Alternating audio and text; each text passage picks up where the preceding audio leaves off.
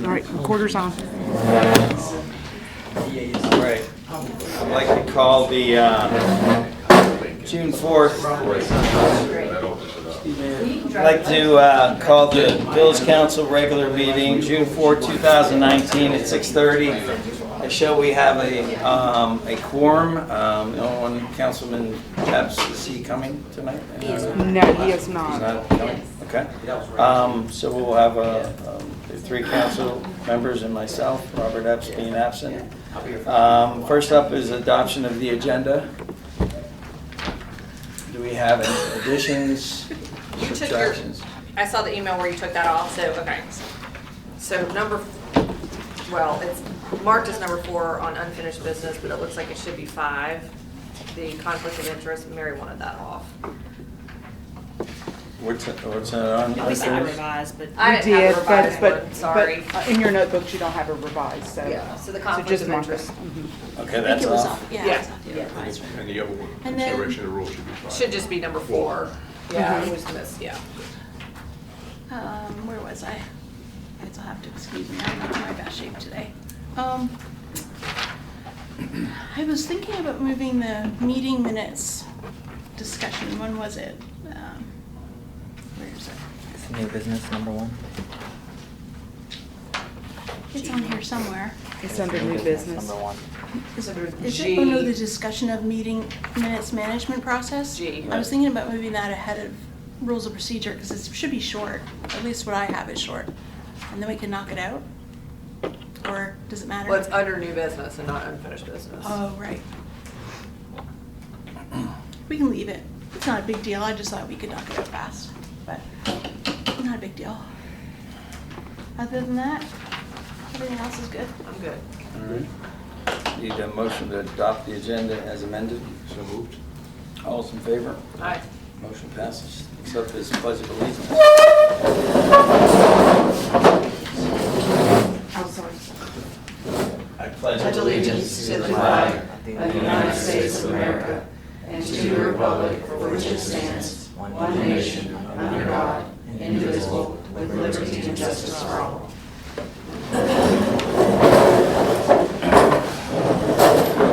Next up, we have public comment period. Do we have anyone signed up?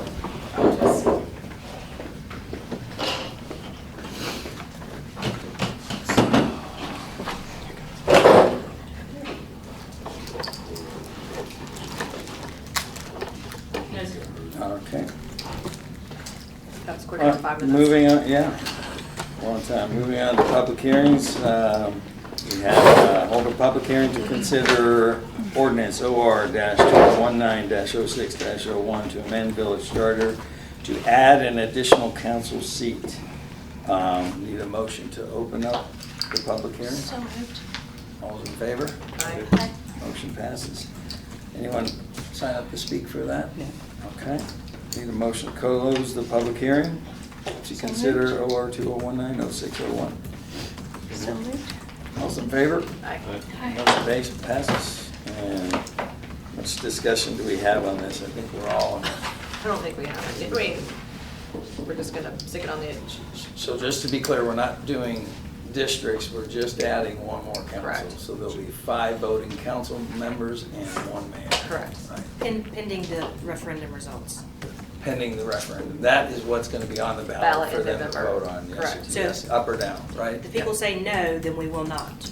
Okay. That's the way the ordinance is written. And then once we get the 5, then we determine, does it make sense to make districts? Is that I correct? mean, once you get the 5th person, then I say, We didn't want them both at the same time Yeah. because you may pass one. then- Correct. Right. The only question I had was, I was trying to remember, did we send something out through the MailChimp after? Remember, we were gonna invite people to comment? It was something we talked about way back. Did we ever do that? I don't know if we ever clearly established what we were gonna do. I think we talked about it, but we never really gave clear There's direction. no direction on that. That was my only thought. I was just wondering if we had, and if we had, if anyone had replied or discussed it. Everyone good with everything? No questions, concerns? It's just going to be on the ballot, right? We're on time, on schedule to do that, right? Yes. Should we pass it tonight? Do we wait? to see if anyone comes to talk about it. I don't know. You need a motion to pass it? Yep. Yes. Okay. I'll wait for the motion. I mean, we announced the public hearing, no one showed up to even talk about it, so I don't think. Mr. Mayor, I'm not clear if you took a vote on the close of the public hearing. We did. You Yeah, did. Nick Everyone did. was in there. And so I guess I'll make a motion to adopt ordinance OR-2019-06-01 to amend the village charter to add an additional council seat. Further discussion? All in favor? Aye. Aye. Motion passes unanimously. Next up, reports and updates. We have the administrator's report. Christina? Yeah, I don't really have a whole lot to report, other than what we've been working on from our agenda standpoint. Village Hall has consumed a lot of us. We had a visit from the state treasurer, if you recall. They were very pleased with the visit. They were very pleased with our procedures and policies and our practices and what we have in place. We let them know that we approved the budget last meeting.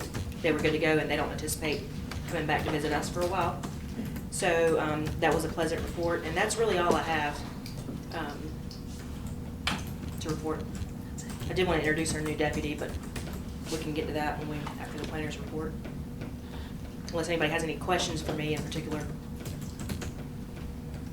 I was just thinking of one, it's so sporadic, and maybe it is timely. You can introduce him, and then maybe he can answer the question, because I know we're going to lose the officer on the corner as of Thursday, correct? With school, yes. With school being done. And it's just been hit and miss. It's a beautiful day, and there's nobody out there, but I go on Waze, because I What do you can't mean there's tell. somebody out there?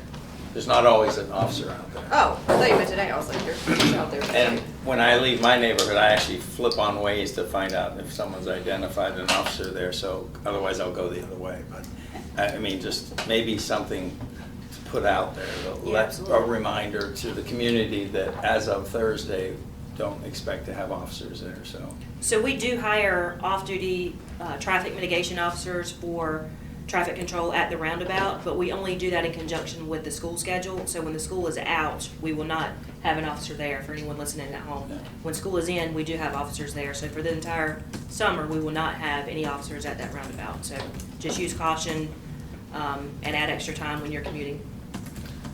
Just to let you guys know, when I do go the other way to use the other roundabout on Marvin School, that is almost failing already. Traffic is backed up on a consistent basis back to the elementary school. Yeah. I was just gonna say. It moves, So- but it's all the way backed up. I think people are just not familiar how to use the traffic. Maybe the officer can stand and do a demo on how to use the traffic zone. Well, I was gonna ask you, are we doing a roads report too, or is this it? I don't have anything to do with roads. Okay, so then I'll ask, same kind of thing. Recently, and, you know, I don't have to luckily travel down this far, but the last couple times we've come up, it's actually more backed up now with the roundabouts. I took pictures of it, and I'm trying to figure out, is that because we're routing more traffic through? Well, they know it's open, Yeah, so they're coming. There's more people coming this way. it just seems unusual, like, I don't remember it being backed up that far, You come down Marvin School, right? Marvin School Road. But actually, even tonight, over on Marvin Road, it was just backed up down Newtown. That wasn't a problem before. I would assume people were trying to avoid the area because it got so congested before, and now that it's Now they're moving. opened up, more people are coming through. That's what I'm thinking. Anyway, as it goes, priority, everything should be focused on the last of the three at least, you know. I mean, they're designed to be a double, but right now they're going to be a single, supposed to fail within 10 to 15 years, I think is what they told us. And word on the street, CRTPO will have that in July. Okay, Could be June, but the thought is July. okay. Okay. What do you mean they'll have it, like further on the? On the agenda for additional appropriation. Well, there's a June meeting that I plan to attend. It's June 11th, 10th. I doubt it'll be on that one. It should be in July, I would say. Okay. But we should coordinate and make sure one of us is there, and Yeah. who's there, so. Do you want to introduce the officer? I do. Do you want me to do the planning report first, or do you want to do? Okay, that's fine. Any other questions for Christine? No. Okay, thank you. Next up, we have the planners. Great. Go ahead. So I went to the critical intersections meeting, and exciting news is that we have 2 intersections in Marvin out of the 15 in Union County that made the list for funding. They are Joe Carr and Marvin Road, and Bonds Grove Church and Waxhaw Marvin. It's going to be a little while before they get to the point where they're starting to do something about it, but since they have been slated for funding, they're going to both receive some kind of intersection redesign, about 2 to 4 years. Actually, they should have finalized their report today, and they're looking for resolutions from the municipalities to support that report, their procedure of determining those intersections, etc. I'll share that with you next time. You don't need us to ask you to do that, you're gonna go ahead and put them together? I mean, a resolution. Yeah. Yeah, Okay. We just have to approve it, right? Right. The resolution, so you'll have that. in the next time or two, depending on the draft. Yeah, yeah. Okay. And that's Um, just to support our, Yeah, that's just to give them our support for the list and for their idea of funding those two intersections. I mean, those are two intersections that really do need improvements, right? So I think the resolution should be pretty straightforward. Don't really have much else. What's the latest with the Howard property? Anyone? Howard property. The one that's across the street from Providence. That way. The main three. I'm turned around. Which Across one? the street from Providence down, so it's a 100-acre lot, 60-some homes. Oh, Broadmoor, right. I know, I know. Right, by okay. the owners. Broadmoor is, Former. Sorry. they're looking for a builder, and once they get a builder, they're gonna submit their bond, but they are moving forward slowly, but they are. Okay. And we hear anything from Publix? No, they're stalling, but they are still in their last step. So whenever they come back with the final permits and the final fees, we'll let you know. Have we heard anything on the residential portion of Publix? No, they're just working. They're just in phase one, which is just the Publix and 2 buildings with commercial tenants. Have they done their engineering review of their construction plans yet? They're still doing that. They're still doing that? Yeah. we've completed ours. Well, with AMT should be working on it, right? Yes. That's what I mean. We've completed our portion of it. Mhm. We've given them the revisions and they were working on that. Oh, They're I not see waiting what on you're us. saying. They're not waiting on Got it. us. Okay. We're waiting on them So to. we finish our Yeah, we're review waiting and it's on in them. their, ball's in their court, is Yes. what you're saying, okay. Was there anything done with the super streets, with the assured super streets over there? Their NCDOT is moving forward with that. They had a lot of public comment. They've adjusted the plan, but a lot of people did say that they don't like the idea of a super street at all, but NCDOT is trying to convince people that the idea makes the street safer and it will make your commute faster and local maneuvering Well, I mean, I easier know too. Publix had issue with it. I was wondering if they had.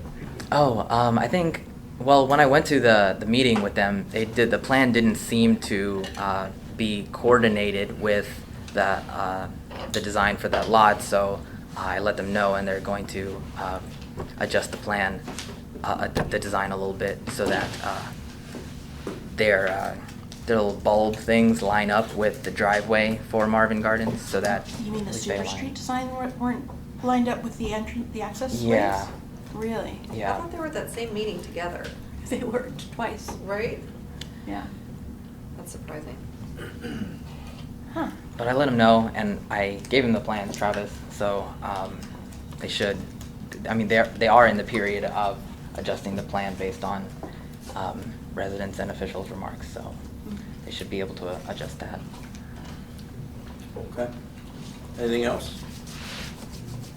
Thank you, Rhoda. I was just gonna ask if we had any other inquiries, planning inquiries.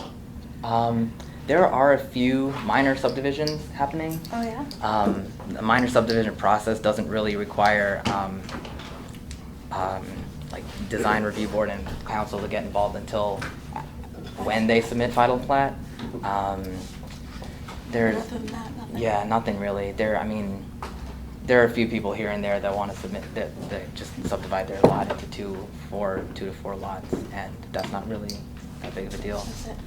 He's Yeah. had a lot of activity, just nothing ready to come. Right. But like there's no residential subdivisions or major subdivisions or Oh, anything like well, that? I mean, nothing that you haven't heard It's been of. quiet The, last year.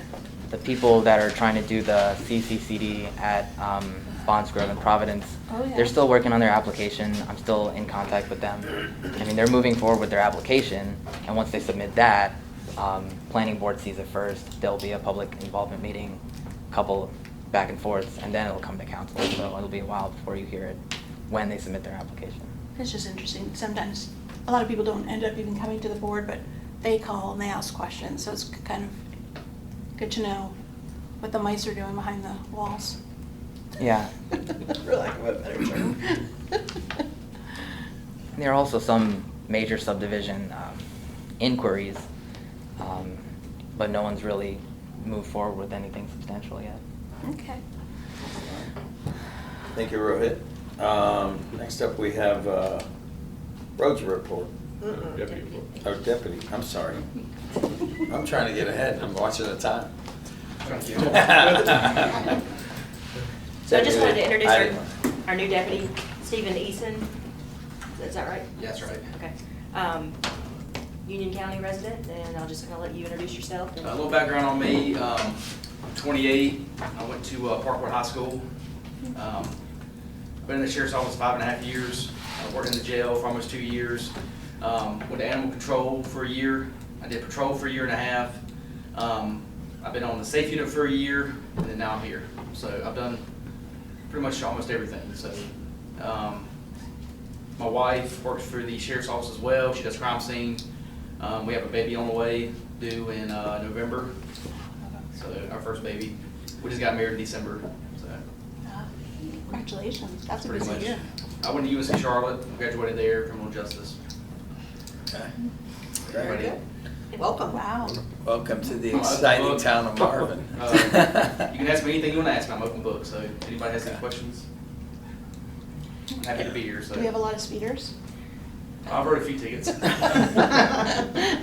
got to introduce No yourself. license though. And he didn't have time Tag me to, now, they have no license.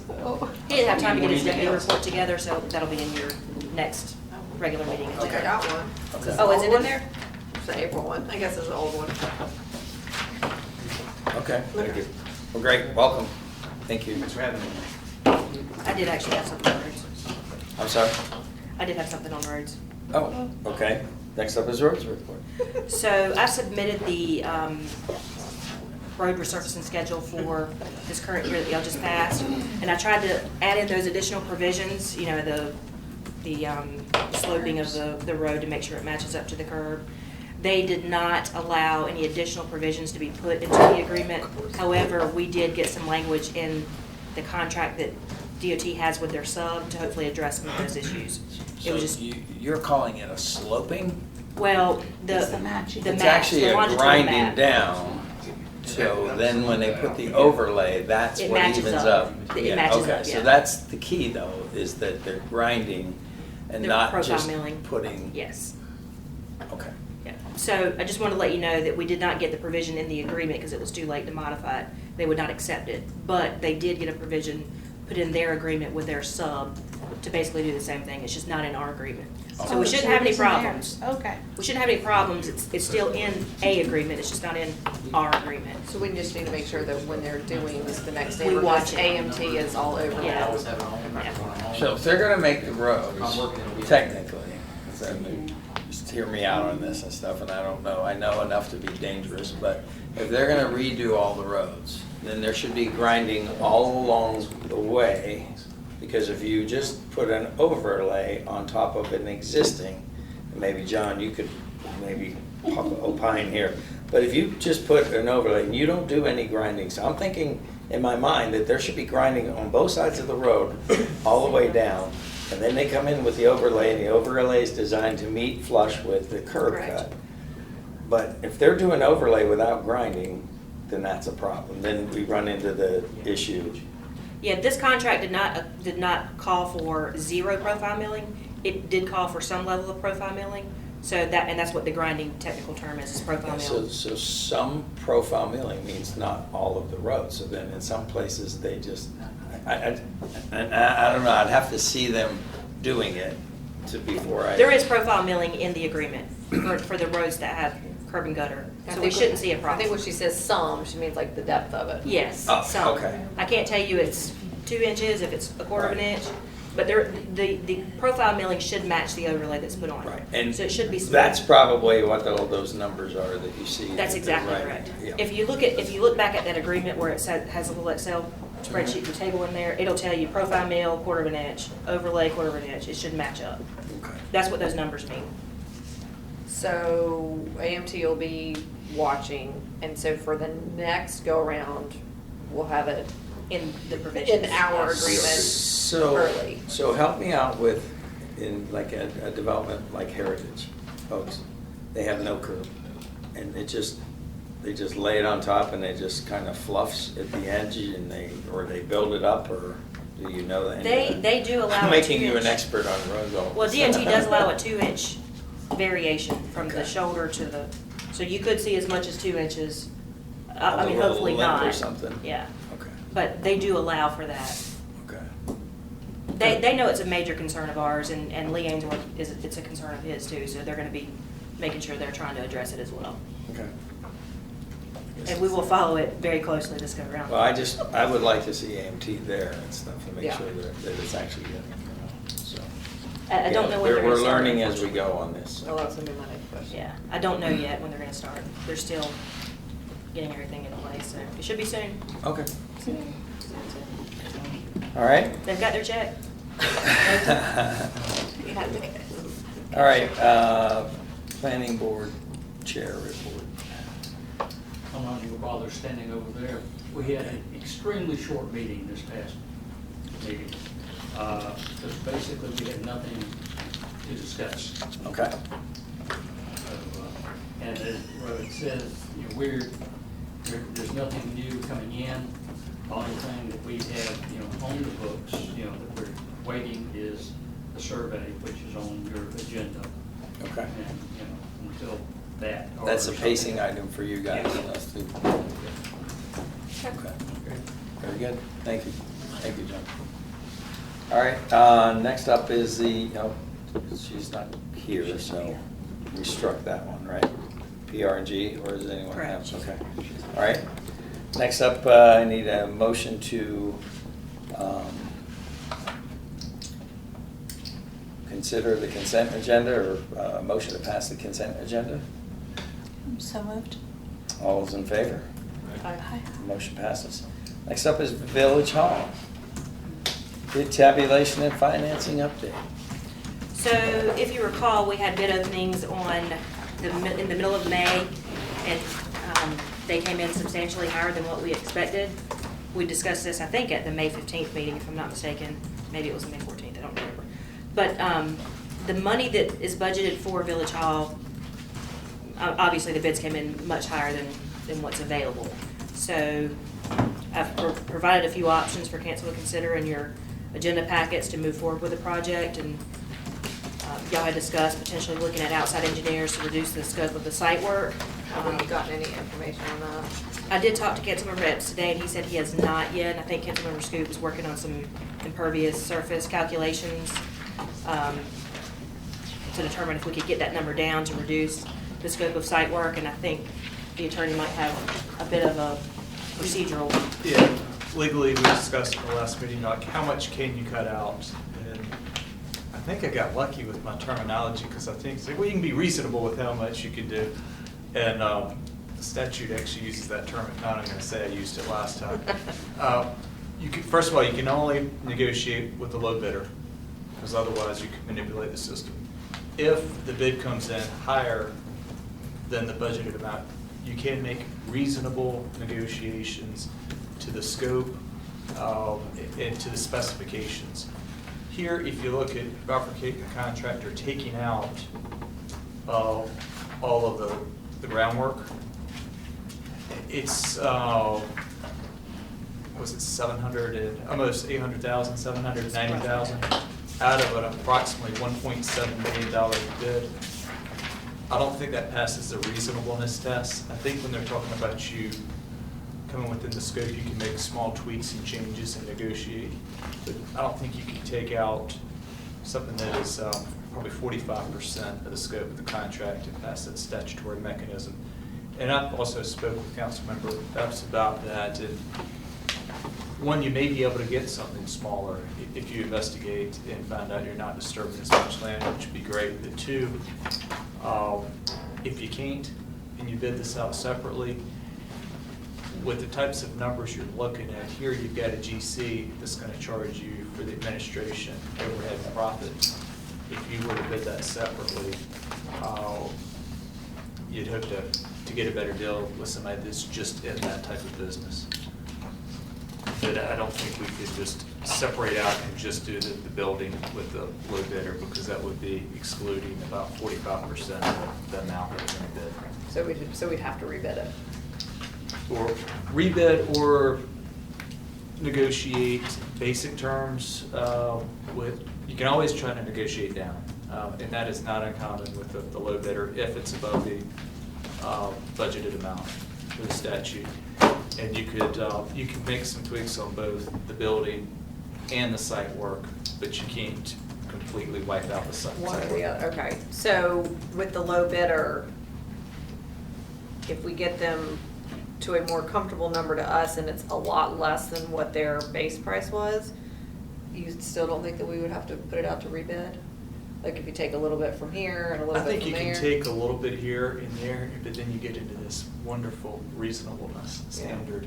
I think taking 780,000 out of 1.7 million is a clear, it's not going to meet the Snicker test, it's not going to meet reasonableness.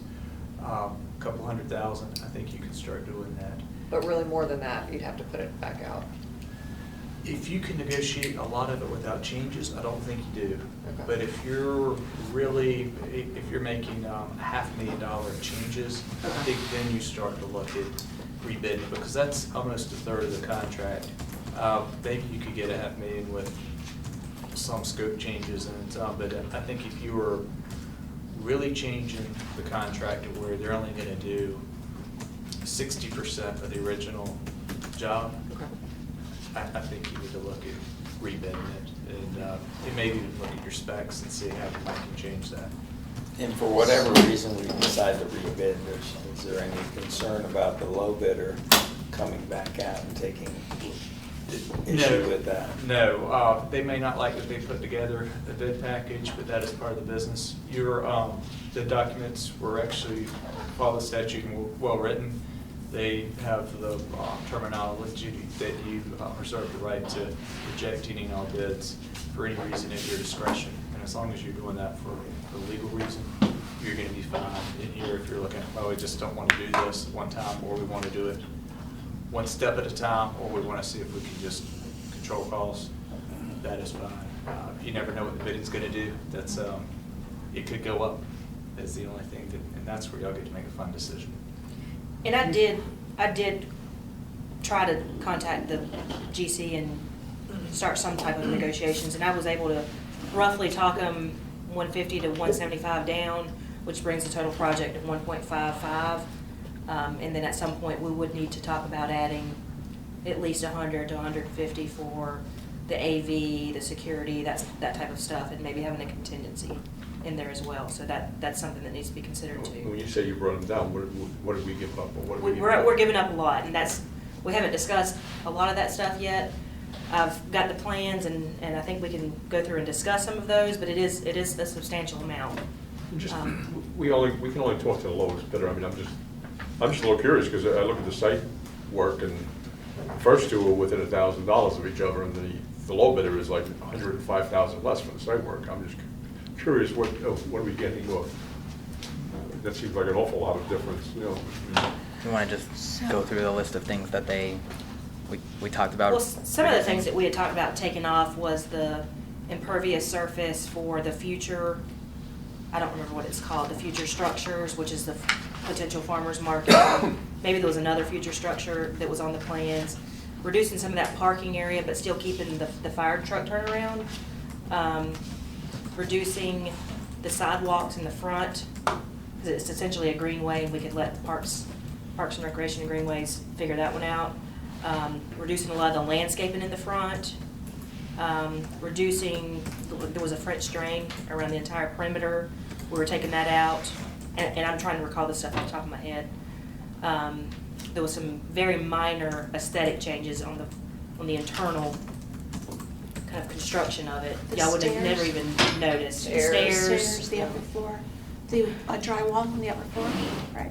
Yeah. Stuff like that, yeah. So one of my concerns would be like if we don't do all the site planning now, then, and we put just a town hall in there, when it comes time to build the, whatever structure we talk about, whether it's a farmer's market, and then you have to do the site work for that, then that becomes almost prohibitive, or no future council would ever see spending all that money on site work just to put a slab down to do a farmer's market. The farmer's market then becomes way out of reach versus, you know, and that's one of the things, if we eliminate all that. So if we're gonna develop that whole corner, and you have to have a forethought. So I mean, Well, and we had talked to Tristan McManus with ESP before we even talked about any of this stuff, and to see if we could reduce some of the site work on the front end.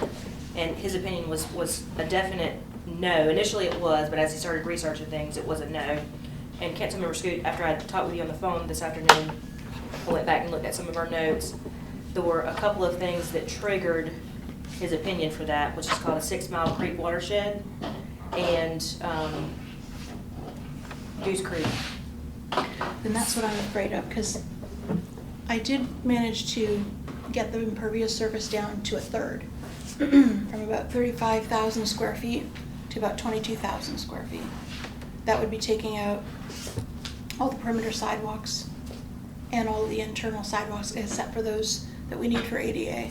So sidewalks that would get us from Village Hall to the parking lot, and then from the parking lot to the turnaround. And so leaving that lengthen, more or less what we talked about, taking up the parking closest to Newtown. You know how this is when I wish we had the projector. So you know how there's sort of like this one batch of parking, and then there's a turn, and then there's another little batch. So that second batch, removing those, but keeping the turnaround. So that got us down to a third. But I don't know, in looking at the permits, what the threshold is. But this is one of the things I was talking to Councilman Epps about too, is that we're in the Marvin Creek branch, stormwater branch. So The magic number that Tristan threw out for Goose Creek was 24,000 square feet. So I don't know. I don't know a lot about that. I'm at 22, and I'm being generous. So But there maybe. there potentially is a chance. And does that still provide us adequate parking with the solar use? It was, Yeah. it I met did the the- requirements. I don't remember the exact number amount, but it was, It's adequate parking, so I did the calculation for just Village Hall use, and it would be adequate parking for Village Hall, Town Hall use. It wouldn't be adequate for the farmer's market, but at this point, we'd be doing everything in phases anyway. Well, when you say village hall use, you're talking about just the staff or a meeting, what do we have? No, like a meeting, like for I a. can tell you. Oh, yeah. There's an actual number that they said we need a minimum of 28 parking spots, and we have 37. I think we reduced 17 with that. No, not And I 17. was just checking. Not I that think I many. should have 9 parking 9. spaces? Yeah, that's the maximum that they would allow us to remove. Yeah, that's what I took out too. So, so the truck turnaround is still there. This is where I know if Robert was here, here's what he would tell you. Is the funny thing about stormwater and a lot of these permits is that when you do everything in phases, you don't necessarily run into the same requirements and state agency issues as when you try to do everything all at once.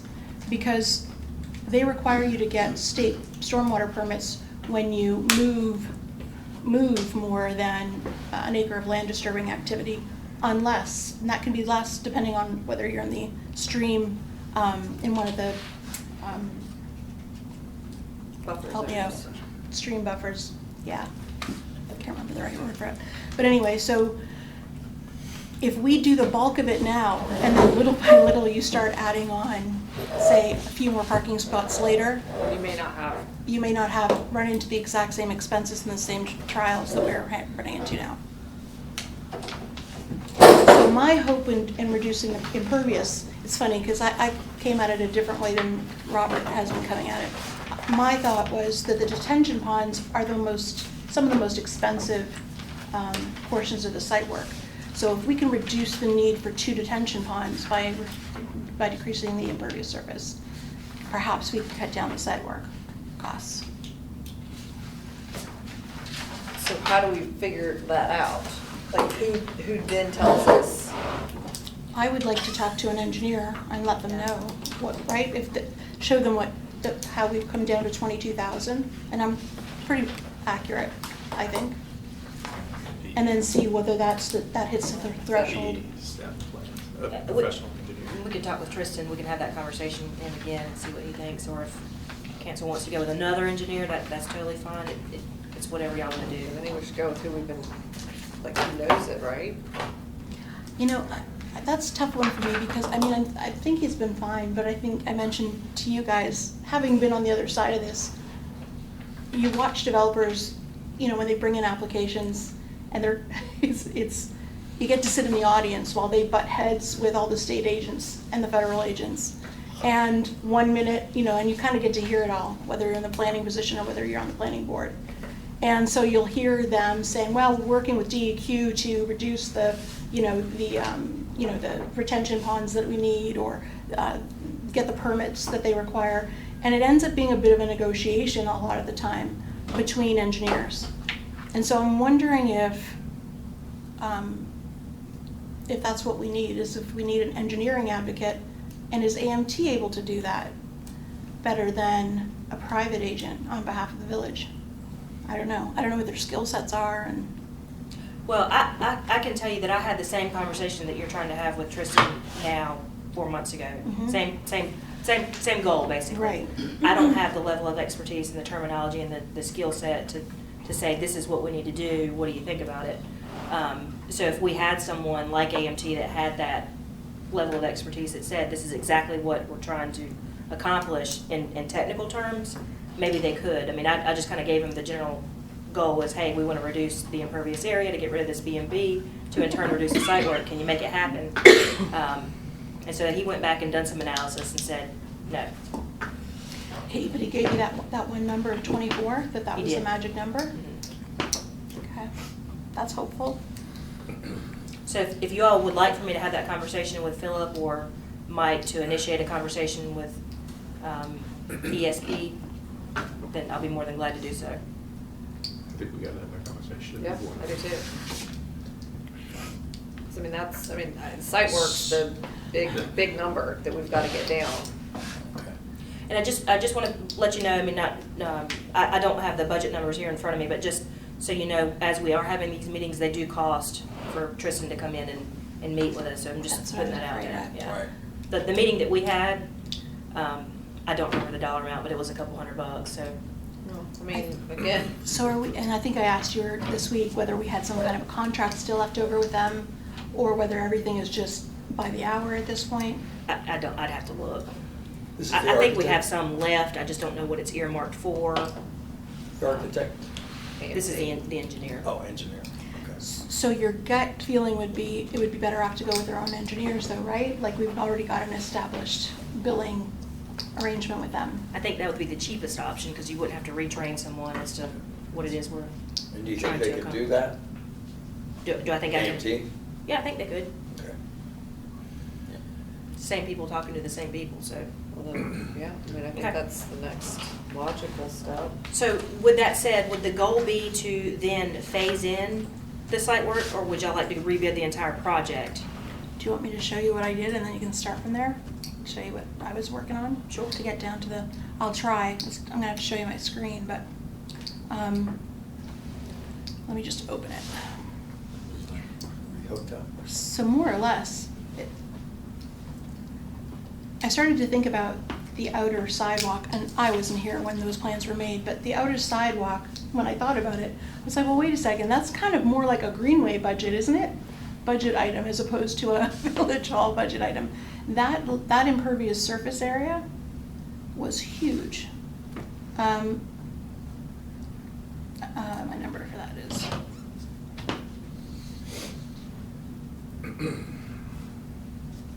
Sorry. 6,915 square feet just for that, or just for the sidewalk along the front. It's not, I haven't opened it. But essentially all I did was more or less I think what you talked about before, Christina, taking out the farmer's market and making sure that there was just enough sidewalk to get to those areas, but there's no pad, there's no perimeter sidewalk for now. The only thing that might remain, because it was unclear on the plans, was the greenway that goes behind the use, because it appears like that's a natural stamped greenway. There's no actual construction going in there. So that will remain. The house, it obviously kept the house, kept all of the perimeter walkways around the house. And that's it, walkways to and from the parking lot. There was a connection between the farmer's market and a greenway connection that went from the farmer's market back to the trail. I don't know what to call it, the loop trail, and I took that out as well. That's the only other thing I can think of that. If I'm not mistaken, I think we had that conversation with him. I was trying to pull up the email that I'd had, and I can't find it, but I will initiate that conversation again with AMT and ESB so we can look at it in more detail. Yeah, I mean, there's only, I'm sure we did the same thing, because there's only so much you can take off. Yeah. Without, making sure that you're ADA compliant and you've got room, like you still need the ramps and everything around the building so that you can. So you're saying that's what you did with the lowest bidder? Did site work? Yeah. No, I did this before we even did. Oh, but they didn't take it out? No, they did not. Tristan said that he would not recommend it at this time. Taking it out? He said he would not recommend taking which out? Revising the site work. That's Oh. interesting. Yeah. And I'd have to I go would back think- and look through some of my notes. I wasn't prepared to answer those questions, to be honest with you. It's okay. I think that it would make a huge difference. I mean, I'm not, it's not my, I think so. my day job, but I And can't that's- imagine that it doesn't. I mean, everybody that we've talked to when we went out and walked the site and we were talking about it, just having people who've done that type of stuff, everybody thought the site work number was That's outrageous, so, And he may change his mind now that he knows what it's come back at. I don't know. yeah. Councilmember Epps was at that meeting with me, which is, one of the reasons I brought him, because I didn't have the level of knowledge and depth of that type of development. I definitely think that's probably the first step, and get them on board with reducing that, but I still think it's gonna have to go back out to rebid. Let me have that conversation with AMT and ESB, and I'll bring it back and see where we can additionally cut. And I guess the other question for them too is whether or not the site plan would have to be revised and what kind of costs would that be? I mean, it's a site work plan, so it shouldn't be. Too much. That was part of our conversation with him that day, and he Yeah. said that it would have to be revised, so he didn't give us calls at the time. I mean, we were It's gonna be throwing this less at him. than going with what it is right now. So we'll go back and do some additional research. Okay. So now we got a cement sidewalk on the outside? We do, as it in the plans stands out. right now. I'm trying to find it. Mhm. All of a sudden- And if All we- the way around, And like if we the do front. away with that, then we have nothing there? Correct. Not right now. Just grass. I'm just wondering, with the roundabouts, for safety I've of got the it. cars. Oh, you wanna have see it? it? Yeah, you might, Hopefully if nobody's you show trying to cross them. them yet. Well, You might want to show them. Yeah. That you still, There's still a trail in the back. there's still walkways, like, Yeah, for- I'm trailing back. This Yeah. is what we cut Around out the corner, right here. around the front. we got the Cut that roundabouts out right too? there. I did. I don't Well- know. Mary, did you cut out the front sidewalk? The Is that what sidewalk. it is? The Sidewalk to roundabout nowhere? has The one a that goes to the front segment door? of Yeah, sidewalk I did. on it already. Well, because if there's no sidewalk, then there's. A little right, segment. there's doesn't lead anywhere. So the We only, could do like a nice little like With people pebbly coming around the type outside. to be Yeah. honest with you, I was kind of hoping to eventually grow into something. quainter. Yeah, Yeah. nicer in terms of landscaping in the front Yeah. anyway. So my concern was always the front, the whole front and what that looks like, because we went on that walk to, which is a catch basin, Mhm. and for water to be drained eventually and stuff, and how do you maintain, because the one we walked up on was hideous, that's next to a nice, neighborhood, so what is that front gonna look like? You're talking about the retention pond. The retention That's pond area, that's right all to in front, the- because you're gonna have so we get rid of the sidewalk, now we're adding more grass, but what, Well, we had initially just landscaped. to that point, that's why, to be honest, one of the things I'm not sure that I would do away with is the French drain. Because the French drain will probably keep a lot of that front area dry. But the one that Joe and I walked past that's at the end of Golden Bell, it was dry, but it's like Ugly. weedy and Oh, it's just, I mean, it's because it's gonna disgusting. fill up and then it's gonna, so I don't know how you put anything and I don't know nice how in you get there. in there and maintain. like it. weed whack it. I don't know. Again, not my Take job. the west coast approach, Arizona, and put stone in, Yeah. colored stone. Kidding. Yeah, This is what it, I know y'all can't see it, but you see how it was landscaped. yeah. When I was talking with the contractor, I took all that out. Oh, yeah, 'cause, yeah. You had to what? But like there's the retention pond like here. Yeah. Like in the front, and if it looks like anything like the one that Joe and I saw, it's, But there's no way to remove that retention pond. That's where it belongs, right? That's why we're trying to figure out the site work And revisions. there are ways to treat it. I mean, I've done it in my own backyard, same thing. It was always drenched. And we just put in French drains in the right spot.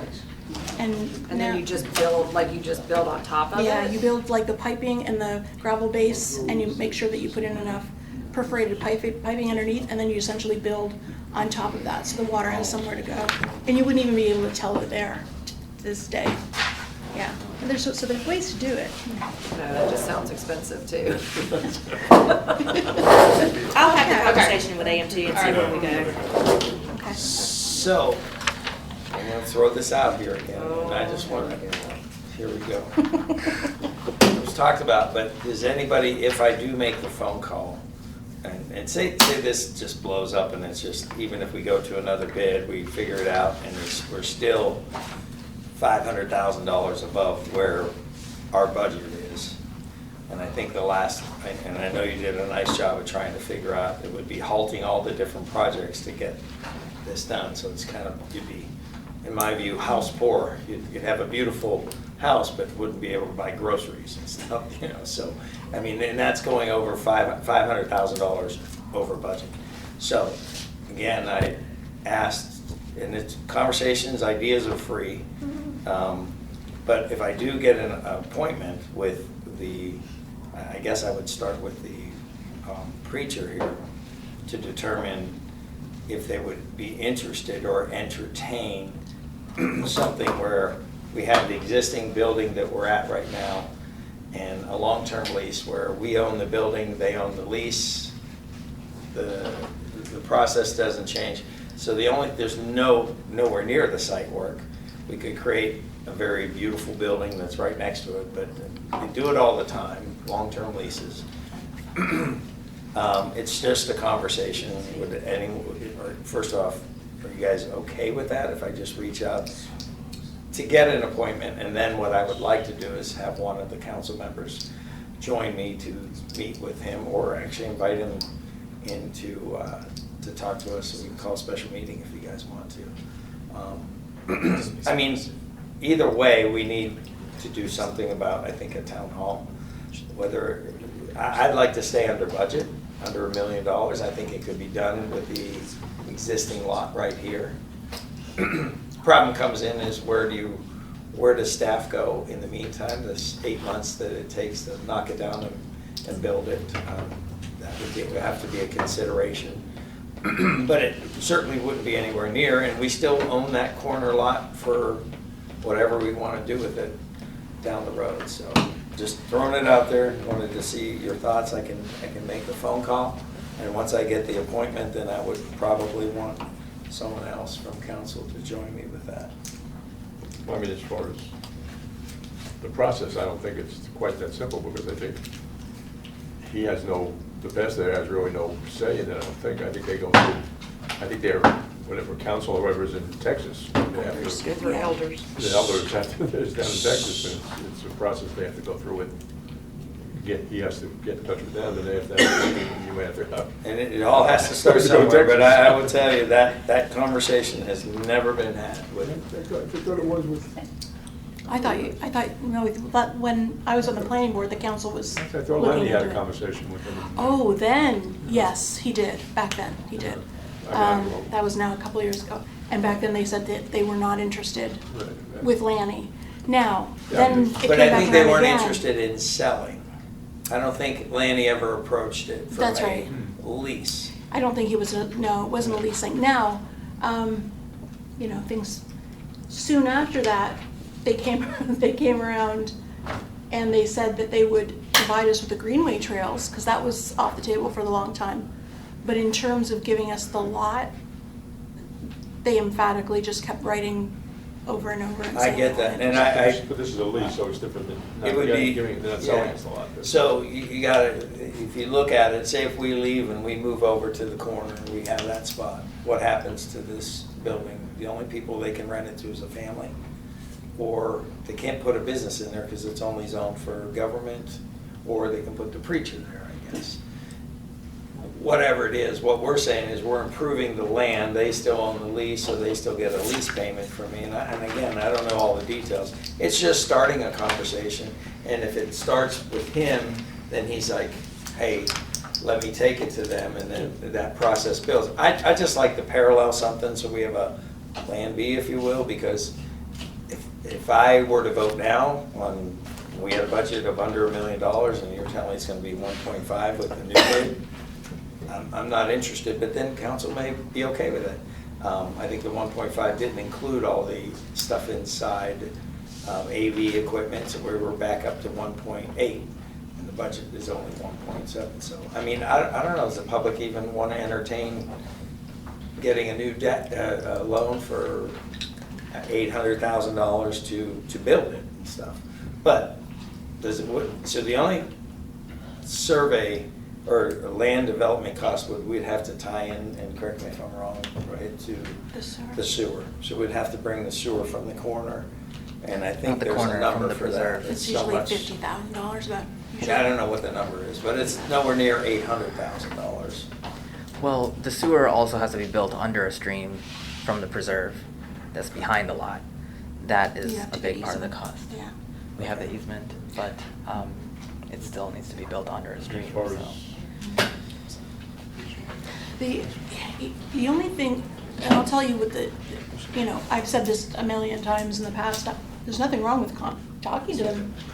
In fact, I think I was, like I said to you last time, I was actually one of the first people that said, well, maybe they would, I was, to be honest, hoping that they'd consider having us purchase the land, not necessarily the lease idea. The only thing I would say after doing a bit of an analysis of the different parcels available here is that it is relatively small, right? So when you're talking about building a 5,000 square foot, I'm assuming it would be more or less the same plan, there's only about an acre and a little bit in this one little parcel. Because it looks bigger than it is, but actually, again, I wish I had my projector. But there's only like a little square off of Newtown Road that our village hall sits on. All the area in and around it is all part of the church parcel. Do you know what I mean? Right, which, I mean, could lend itself to improving their lot too, going from the rocks and stuff to adding it. It's like a shared thing. I mean, from a neighbor standpoint, would be their best neighbors. We're not here on weekends. There's no doubt. I mean, You don't office have use is late better than night, any you other know. use. It just And- feels like that's a lot of money, though, you're putting into something, I don't know. I feel like I'm listening to my old father from the old world. You know, why rent something when you can buy it? And you can own it? Well- That's what I was always told. I agree, but then you also have a budget too and stuff. Like if I had a business in New York City and I was killing it, I don't necessarily go and buy the place have my place of business. I may have to rent it and still, you know, but the lease agreement, and I don't understand all of it, but being in real estate, I've never done one. But I know they do them all the time, long-term leases, and we're talking like 99-year leases. They're still leasing the land, they still get there. It benefits them from a standpoint is overflow parking, we could have an agreement and stuff like that, so. I see your hand up, I know and you I'm may not- have a little bit I'm not here. to add to It this. is, I think I mentioned it when we met down on the corner. If you can considered that, and I don't know how big the church property is. Mary said a little over an acre. You know, that acre is that magic number on detention ponds. And then you know, that you have to have it, and you may have to have it, and I don't have enough room for it. I just don't know. Yeah. Just throw in that as part of that conversation. So it may not work anyway. I mean, I don't know, I'm just. And I don't know either. I'm just gonna be charging. I'm just trying to have a plan B that doesn't go Well, over the that makes budget sense. by $700,000. Or we go into, you know, I mean, maybe that could be a survey question. Are you willing to spend more than what was budgeted? We can get to that one. But I mean, if we, talking about borrowing the money, you know, taking it on, as far as what I recall, the LGC basically said, this is not a good year to do that.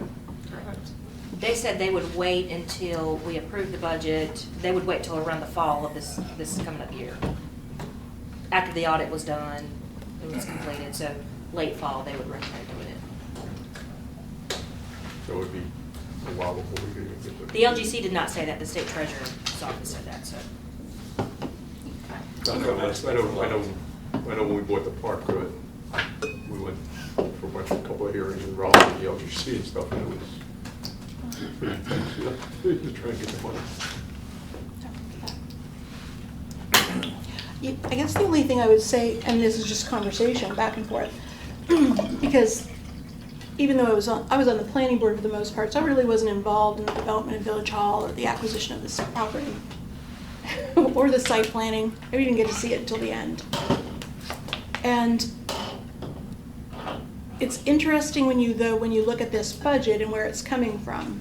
I mean, I don't want to nickel and dime, but the reality is that when you think about the fact that we were talking about Village Hall, and yet it included 6,300 square feet of impervious sidewalk, right? I mean, that's not really Village Hall. And so, or when you think about things that we would be doing here anyway, I mean, we're desperately, I'm sure the staff will tell you, that desperately in need of furnishings. We all are always updating security, audiovisual. So some of these things we would spend anyway. I'm not saying that it makes up for $800,000, but just something to keep in mind when we're talking about like the budget. Because there's some things, I'll be honest with you, I'm not even sure how they ended up on the Village Hall budget and plan, really. Well, I I think don't know. the big problem with Village Hall is I think we probably budgeted okay for the building, but we didn't, I don't think anybody foresaw we're gonna spend $890,000 On the site work. for site work. I mean, that's the real kicker. I mean, you know, I think, yeah, originally it was, I remember just, you know, banter about, you know, well, you know, Mark, at the park. yeah, St. Matthews has got that big mountain, you know, McSweeney Mountain over there, maybe we could get dirt from there for the site work and stuff. Oh. You know. Right, That was right. originally part of the, Yeah. you know, that we were planning, so I don't think anybody looked at and thought we were gonna spend $800,000 on site work at that point. Yeah, you that know. was a big That's- shocker. You know, I mean, as far as the building, I think we probably estimated about right for the building. I mean, the building probably is, you know, whatever, you know, 800,000, 900,000. I think that number is probably good, it's just the. What threw me off is the 2 detention ponds too. Like when it moved, I don't know when it moved to 2, but that's a huge cost too. So anyway, just All right, Let's thoughts. go back to AMT and ESP Yep. So and ABC and. Yeah. you're I'll make looking one to- call, and then see if he's even interested in trying out, and then I will reach out to, does anyone want to volunteer to? Yeah, I guess that's would be the only thing I'd ask is that whatever we do that way, that we keep each other in the know. Yeah, Through yeah, just I doing mean, that. I would want staff members there, or at least you, or it's just a discussion Okay. and stuff. I'll volunteer to fly to Texas with you. So what? What? To go down to Texas to see the. Oh, you want to go to Texas? To see the Elvis. Is that an action? Um, Is that a consensus from council? Well, it's just. Unanimous consent. Yeah. I think so. I No don't need a objection. motion. Okay. All right, moving on. We're on time still, so knock on wood. Next up, we have unfinished business. Consideration of survey questions and other related items. Survey questions and other- It is is me. So in the agenda packets are the survey questions. I'm trying to remember the content here. I need direction on the questions if there's any revisions that are needed. There's also been some concerns about security, so I need some direction from council on that as well. And if additional postcard mailers are desired, it's roughly $2,000 cost. If I'm not mistaken, this was included into the budget amendment that we've already approved, so the money's there. There's not an additional appropriation that would be needed. And then to look at extending the contract through fall. And I know Councilmember Scoot's been looking into this and maybe has some alternative solutions as well, so. Yeah, I don't know, especially given the amount of hours that the planning board has put into devising the questions. I don't know, I know that a lot of the work, it sounds like COG would be putting in, would be in terms of tabulating results, although having worked with a number of different platforms before, SurveyMonkey does a lot of that tabulation as well. That's my long way of saying that I'm not sure that we need at this point to invest in a contract with COG if we want to continue with the survey. I think the questions are pretty much there. Any of the amendments that have occurred whether at the planning board level or at the council level. If it's about a matter of distributing it and the council is still interested in secure distribution, which means that everybody has a particular key to log in. That's something that COG can't provide for us anyway, from what I understand. Right, Christina? They can't do You that. can't provide what? What was it called, Qualtrics? Yeah, that's the security key. So the last survey that we did, one of the priorities back then was making sure that it was closed off to Marvin residents and not just like an open link that could be flooded from anywhere. So in order to do that, I used a different system, and there's a bunch of them, but the one that I used was called Qualtrics. And that allows me to build a database essentially, a database of individual codes that are randomly generated based on everyone's parcel number. And then that parcel number, that code is then mailed out to everybody. And so Marvin residents have that code and can log in, and once that code is used, their participation dies at that point. It's once it's been submitted, it can't be regenerated or reused. Are we doing one vote for home? One per household, yeah. Per household. That's the Yeah, I guess what she's trying to say is the only way to really police that is to do a one code that expires once it's used. Otherwise, the only option we have now with the current system is to just hope people honor it. Well, and COG doesn't do that. They do not. No. They don't have the capacity to do it with their current software. So how does COG make sure that every resident of Marvin, because my concern is, has every resident of Marvin, is it through a mailer of all the residents that we have? They would take a household, like a census, and get all or either GIS, get all the addresses, send them all the same code, and Okay. we would It's all all, use it's it. all like in one link. Can SurveyMonkey do that? That's the same thing, that's what they use. Yeah, that's do what the the same platform is, thing. yeah. For the record, I've worked on all those platforms plus. And I've had probably 4 conversations with COG about this, and there's no way they can meet what it is we're trying to achieve with one code per household. It would be the same, one individual unique code per household. It would be the same It's code. it's that everyone- essentially like a mass link that you just send out to everybody. So my only concern with one code per household is you may have 4 voters. Yeah, but we just want, Well, a younger voter may think different than an older voter, and a husband may think different than a wife, and it is what it is. I mean, I'm just I've thrown it out there as No, a discussion point to say, hey, we really, So I'll tell you statistically, because we've had this conversation so many different times. Everyone said, well, why do we only do one per household? Because at the end, when you want to make sure that you've got all of your homes represented, there's only really one way to do that, by household. Because there's no way otherwise to know. You either have to require every single person within a residence, right? You have to work with concrete numbers. So you have to try to get everyone in a household to contribute and then base all your weighted averages and so on that number or on the one per household. There's only one way to do that. I mean, you said, so we're sending one to each, what do you want to call it, tax-paying household? Right. Right. So, you know, That's what we did Right. in the past. Yeah. It worked well. I mean, I know I've asked you about, husband and wife don't Yeah. agree, or they want to have different opinions, but, you know, we don't get that, but. Now that whoever said, gets the email. we did gets have to a fill out system. the- Whoever's on the resident email list. We did have a system before where, it's so funny. So someone could call in from a residence if they really wanted a second one, because when you're talking about one survey, an nth of a percentage out of a neighborhood, you're really not gonna skew things too much. So we had the option for people to call in if they wanted a second survey for a spouse. And you know how many calls we got? One.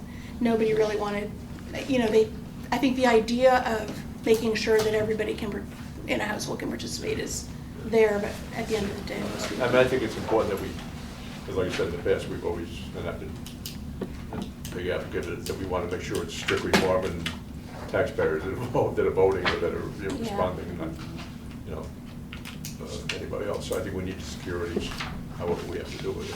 I think it's not that much money or whatever it is. Well, so what's the process? Well, some things I can tell you, some things I can't. Well, I mean, if COG's not gonna do it, then who's gonna do it? So I have only had very limited discussion with this, but in the Qualtrics software, and I have not looked at it myself, I'm not sure if Rohit has. I don't have time to do that. When we had just obtained some initial quotes, and I'm not sure if we got this through you or through Jessica, but it was around $3,000 to switch to the Qualtrics software. Who's Jessica? COG, I'm sorry, with COG. But COG said that they would, yeah, it's $3,000, maybe we got it from Jessica. $3,000 is the Qualtrics survey tool. So that would be an additional, So would they still administrate it?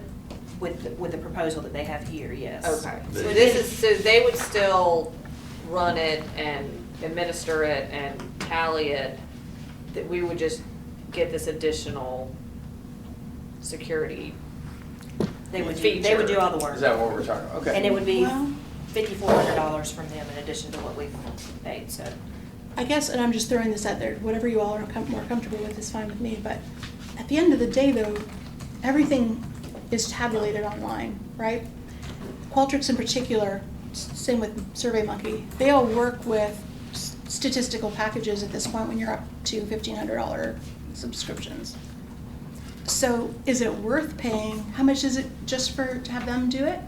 It's $3,000 for the survey tool, Mhm. $2,000 to $2,400 for the mailers. I mean, I don't want to impose on staff, but essentially, the mailers they probably won't do, we would have to do them ourselves, right, in-house? No, it actually, I mean, it details what they're gonna do. They're gonna create a postcard. They're gonna create all the individual codes per the postcard. They're gonna mail them. Oh, they would do that too? Mm-hmm. Okay. So you get the postcard, it's got my code on it, I'm the only one that has that code. Correct. Your Right. household is the only. Per household. I go in, I download that code, and So what'll happen is you'll log on to, in this case, the Qualtrics.com site, and immediately when you go to click in that link, it'll ask you for your code. And you punch in your code, and that'll link to a database, check, yep, I've got it, and then let you in, and you will just complete the survey. And once that code is used, it locks that code out in the future. That Somebody locks else it can't out. find the card and say, oh, I'll let this Right, go. exactly, it locks it out, yeah. Save $400 if we provide the address list to them, which we can do. It's not a big deal. So it would be $5,000 additional for COG to do. Just wish it was an email rather than the snail mail process. Because snail mail, technically, someone could grab my mail.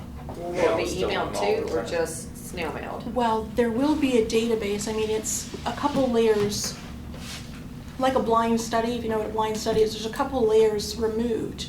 But if someone truly lost it, there would be a way for staff to follow a trail and find them, or generate, to be honest, the easiest thing would be to generate a new code.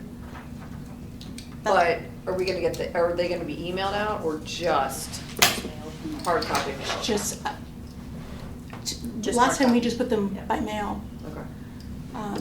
Yeah. I don't know a way to get the. Do both? Yeah, 'cause Yeah. you may do. Because I mean, we don't have everybody's email, Right, we have everybody's exactly. address with the tax records, so we, Right. I mean, it's better. I mean, That was the surest way of making sure we got everyone. I do want to note that we did appropriate the 2,000 in the budget amendment. We did not appropriate the 3,000 because that wasn't discussed at the time, so I would need to come back if we can't find the funding at the last meeting in June to do a budget amendment for that $3,000.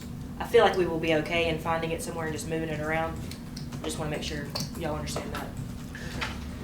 I'll just give it a plug in this sense, is that when it came to land use planning and having that security of knowing that you were able to truly represent all of the subdivisions, I don't know if you've seen the last calculation, but except for Firethorn, I think every single subdivision, that was a goal of mine, was to make sure that there was a proportionate representation of everybody in the village. So when you have that, and you know that it's statistically significant, and you know that it's only Marvin residents, when you go to make decisions based on that survey, it feels a lot more secure. And that, I think, is I don't know, that's a big deal, I think. I mean, I'm fine with this. Mary, are you good with this? Okay. Vic? All right. Yeah. Okay, so, right, what do you want me to So do? we're gonna, the questions, are we okay with the questions? I'm fine I have with a, the question. I have a couple, I have minor amendments, but they're not major. So just on this recommended action, number 2C, 3, and 4. Well, then I'm just gonna wait, let's talk about the questions, and get those Okay. amended, and Questions then first? we'll just do it all together. Question. And I've written my notes in so many different places, I'm trying to find them again. Okay, so, I forget what we did last time. What changes we made the last time. They should all be encompassed in what's In what's here? presented. Okay, so I saw a couple of changes, I think, in this version again. It seems like every time I look back, it looks like there's changes. The map, I saw the map was different, right? Rohit, you did that? Okay. There was a commercial, I'm sorry, I'm jumping ahead. I'll ask general questions. Question 13. If you have concerns with commercial development, please rank your top 3. Before that was like a matrix. Is that something that, I'm just curious. That was a recommendation from planning board. They said they wanted to see it this way because they thought it would be a more accurate representation of what the issues were when you get the results, as opposed to the way it was before, which was for each item it was, There's a scale. are you like a little bit concerned, moderately concerned, or very concerned? The planning board thought that didn't really accurately answer the question that we would have, which is, what are the biggest concerns? Okay. And they thought this would be a better way to do it. Because then you could see who answered which ones, like, it would be just simple. The most people answered this choice as their, one of their top 3, etc. not being that much into it, but to me, it would seem like statistically it would be easier this way than trying to figure out what you got. Yeah. Somewhat concerned, more concerned, moderately Yeah. concerned. Right, concerned Actu- about what? But it's actually more accurate because you're asking them, and I know it's hard to maybe visualize, but when you're asking about each individual item, and you're getting in, 1,000 responses, you're going to be able to see how they're going ahead and they're selecting for you their priority. At the end of the day, we're not interested so much in a single person's priority, right? We're interested in the aggregate interest Right. of all respondents.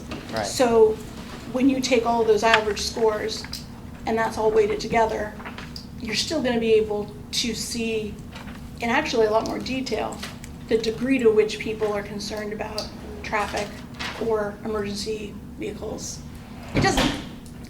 It doesn't matter either way, but it's actually lose a little bit of granularity like that. I was just curious. I just wanted to make sure I caught the changes. For me, this question, by changing it this way, gives a little more insight to what the biggest concerns are. It's just, if they had concerns, these are the top 3 that came through on the 1,000 people that did the survey. And it's boom, storm, whatever it is, height of commercial buildings, commercial density. So that'll be a good alarm or sounding alarm to the planning board when they go to do the land use plan and say, look, they made it very clear they don't want high density. Those were the top 3 things. They're not saying they don't want it, they're just saying these are the top 3 things. And it gives them another place to say other, in case these guys haven't forgot something with what comes with commercial development. But I think they highlighted the ones that are would be my most concern. So I'm going to go back to the beginning of the survey, and I lost my notes, but I'm going to try my best to go through them again and tell you what I had.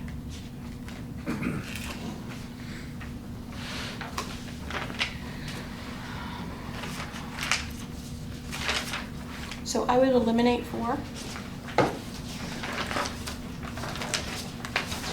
See, I said this too, but I know. everybody's like, no, we want to see where everybody And I agree with you. lives. Well, and there's another reason why, because Or works. when you go to do these codes, a lot of that's going to be automatically generated anyway.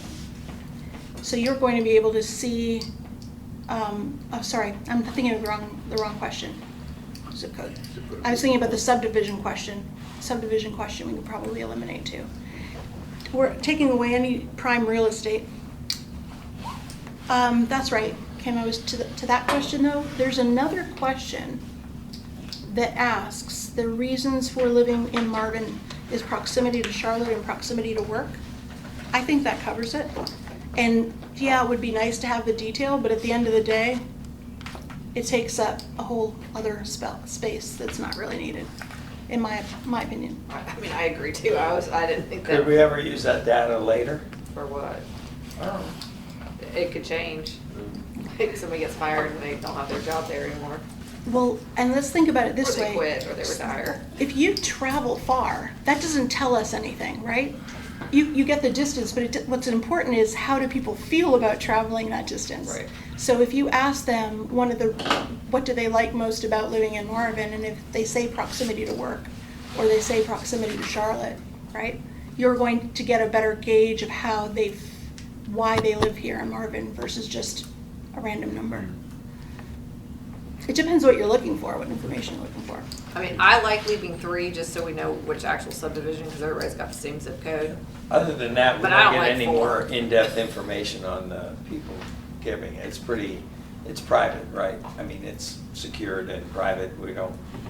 I don't know what's coming from this house is saying this, right? All right. Yeah, we wouldn't know Okay. that. Yes. Right, just the subdivision, which is fine. Yeah, I'm fine with taking 4 out. Okay. Why do you want 4 in Rohit? Okay, I did advocate for that question before, and I guess just to answer Joe's question real quick, yes, the data would be aggregated, so we wouldn't know who lives where and works where. But not only does the employment question answer how far they travel to work, but also answers which direction people travel to work, and that can help with transportation planning, just to know which direction of travel we would need to do roadway improvements in any case, we will probably find that most people commute north. But it's still good to have that survey question so that we can know that instead of assuming that. Okay, so Okay. we'll leave it. I'm fine leaving We'll it see. in. We'll see That what was- happens. That was a good argument. So here's the other thing I'd like to see us do, is we need to do a pilot. I know that this planning board, I think at some point tried it, but we really should do a pilot once we compile this with a few people and Oh, make yeah, sure. Oh, of I did course. it. Yeah, like a I did while it too, ago. but it Yeah. locked me out. and then I Yeah, couldn't go no, I back. did it. I mean, I'll do it again. Yeah, just so, because, if it comes down to the fact that it's taking like 20 minutes and we have to take things out, maybe we can talk about it again then. Yeah, sure, I sure. thought it took like 10. Like, I don't think it took that long. It shouldn't take, hopefully it won't take too long. Okay, so I'm gonna keep going. 5 is fine, 6 is fine. 7.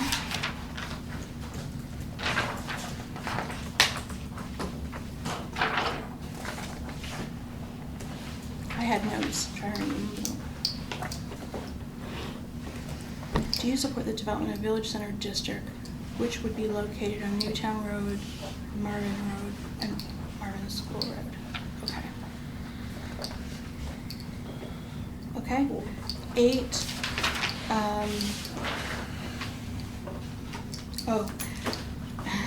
The switching over to the first person in the next couple questions. Want to amend that. All of a sudden it goes from, asking in the second person to the first person. You to me. These are the most valuable to me. I'm also not sure that valuable is probably the best. Important. Yeah. Just do Something important. to Just that- do important and Or to you. preference, Preference. something to that effect. Why not valuable? 8 and 9 now. Well, Because valuable is like there's a cost. No? Yeah. these public spaces would be, No? Yeah. well, valuable. That was a good it I argument. mean, is it valuable to me that I have something that I can go to and live in this neighborhood and know that I have No. this? Does that bring value? It brings value to me when I'm Does it bring looking at joy? homes. Does it bring joy? These public spaces would, I think that's B, the most valuable to me. But you're gauging future? I don't know. All I know is that moving to the first person doesn't feel right there. No. It should be So it'd consistent. still be to you. Yeah. Or how about, I care about these, I care about these. No, just no. Stop trying to rewrite this. Just do most important to you. And the reality is that when, just so you know, Qualtrics, when you put a question in there, and if it doesn't feel it's quite right, it actually smart measures it, and it pulls up some of the best adjectives based on what you're asking. Okay. So it might even come up with some better suggestions. So really, so 8 and 9 should be, sorry, Joe, most important to you. Yeah.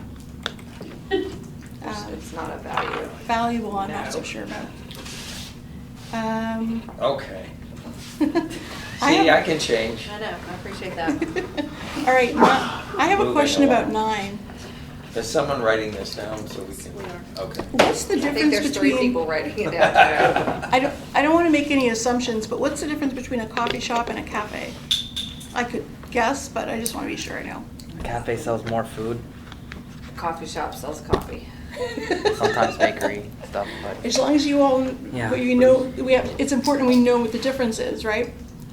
That we do, but we don't know if they do. Oh. So maybe we should just do coffee shop slash cafe. What question is this? 9.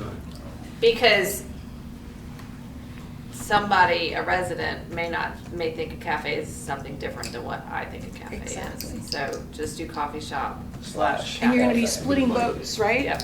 It's the same idea. but it's not, in this question, you don't, When I look at it now, most coffee shops tend to be Or like a cafe, right. Right. So just do coffee So shop I'll slash vote cafe. Mm-hmm. Slash cafe, okay. I'm not strongly advocating for either way, but in this question, it's not like a ranked choice. You can answer how strongly you agree or disagree with any of those.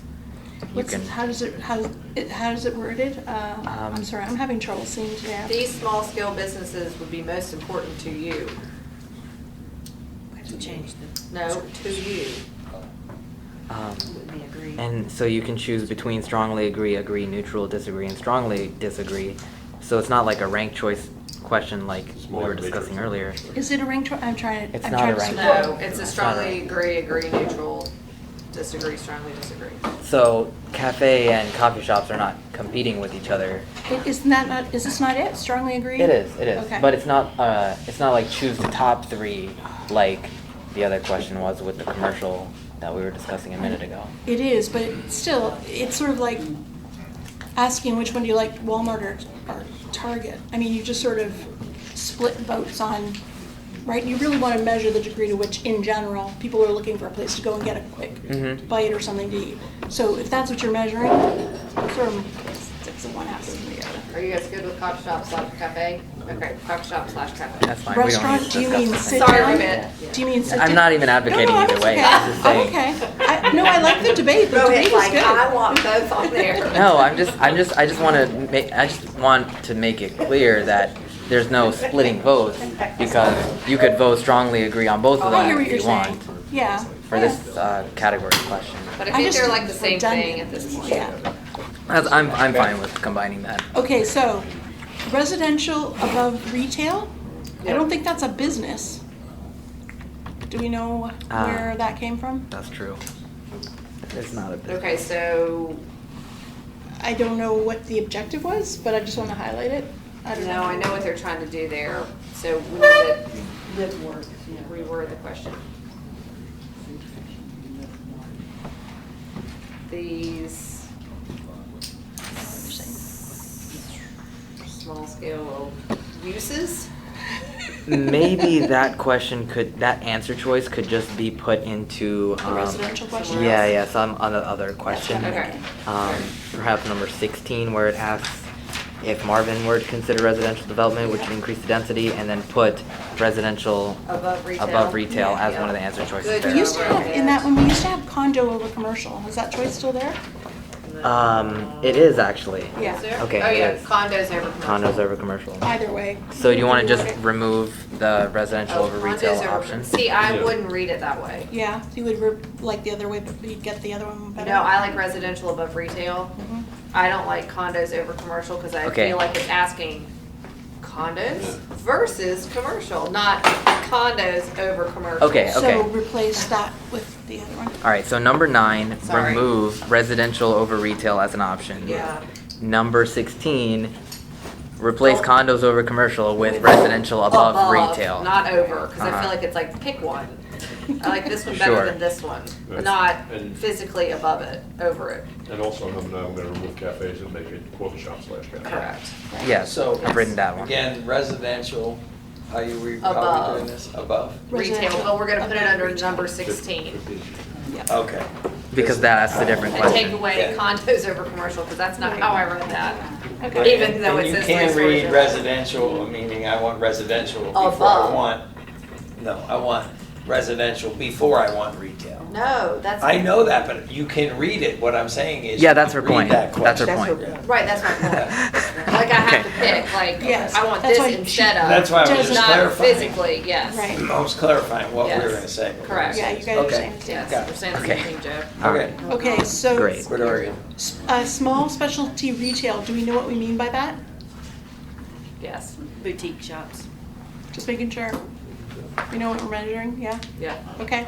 Salons, What? Hair salon, nail salon, okay. tanning salon, Spas, I suppose. we're still on none. Office space, and then there's other, so that's good. All right, next, village center, 10? 10. Wait, next 10? Yeah. Okay. Oh, right, isn't that where I am Yeah. now? Yeah, okay. So, yes, because we already asked them the last survey if that's where they wanted it. Yep. Outside the village center, non-residential development types you would like to see in the, okay, so this is where I was getting a little bit confused. It seemed like there were a few questions asking the same thing. What non-residential development would you like to see in the next 5 to 10 years in the village center? Outside.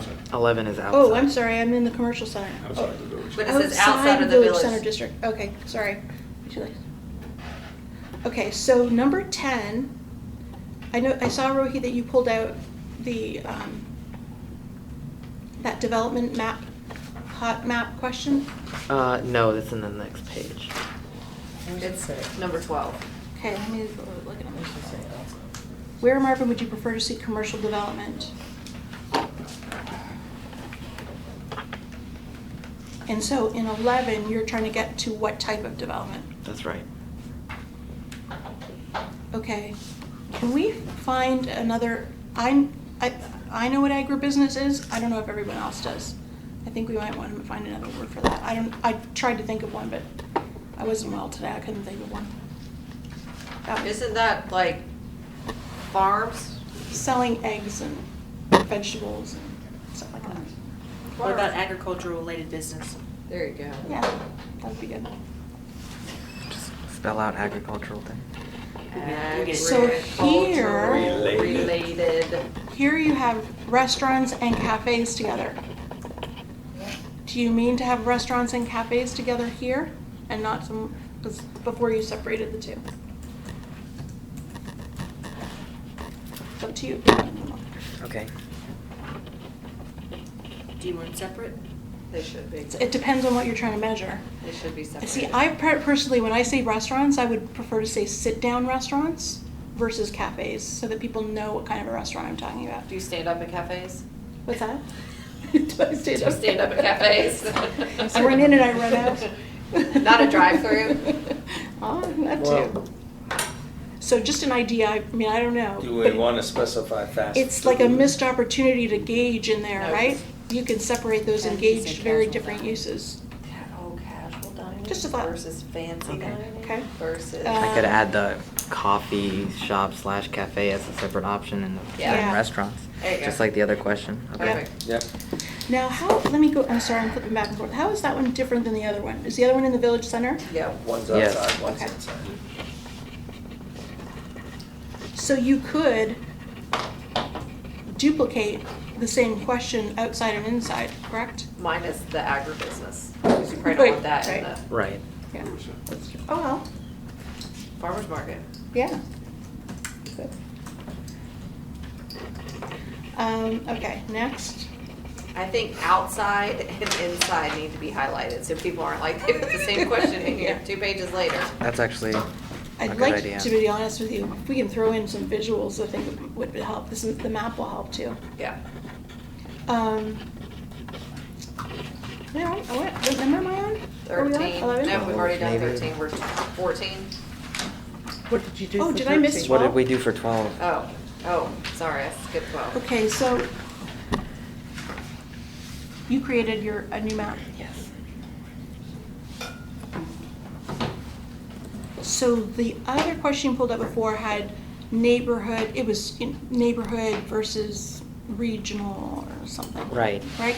You're not trying to differentiate, you're just trying to say where. Right. So what was discussed at planning board in that regard was discussed at length, which is that because there's a lot less room for development, we no longer need to ask that question to residents because we know what size of commercial will fit in each of these areas.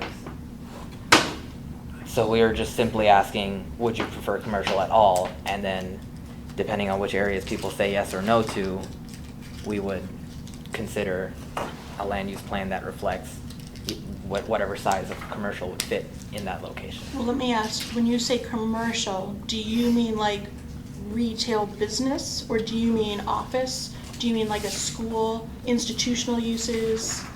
What types, when you say commercial, what do you mean? All the above? Yeah, I think commercial is anything, I mean, not Non-residential? schools. Non-residential? School is still residential. No, it's non-res, it's institutional technically. We could call it, I go to non-residential because it's just everything that isn't a residence. Potentially. But I don't know, I'm not sure what you guys were talking about there. But I wouldn't want someone, if they're saying commercial, like, we've had the Thales Academy and other places. Mhm. Do you want to say commercial and or other non-residential uses? Are you just thinking retail? Or what about office space? I don't think we need to go that specific at this time, Okay. just because in the event that any of these locations are going to be rezoned, what ends up applying to go there will be vetted thoroughly. So Okay. at this point, we just need to ask, are any of these locations of interest to be non-residential, basically? Okay, And so so we- commercial is probably fine. So we're okay with non-residential? Would you be fine with that? Instead of commercial, say non-residential? Uh-huh. Hmm. For both? Both might be a little wordy. I think, Commercial is more the legal term for it, Right. because your non-residential includes schools that are allowed in residential districts and churches.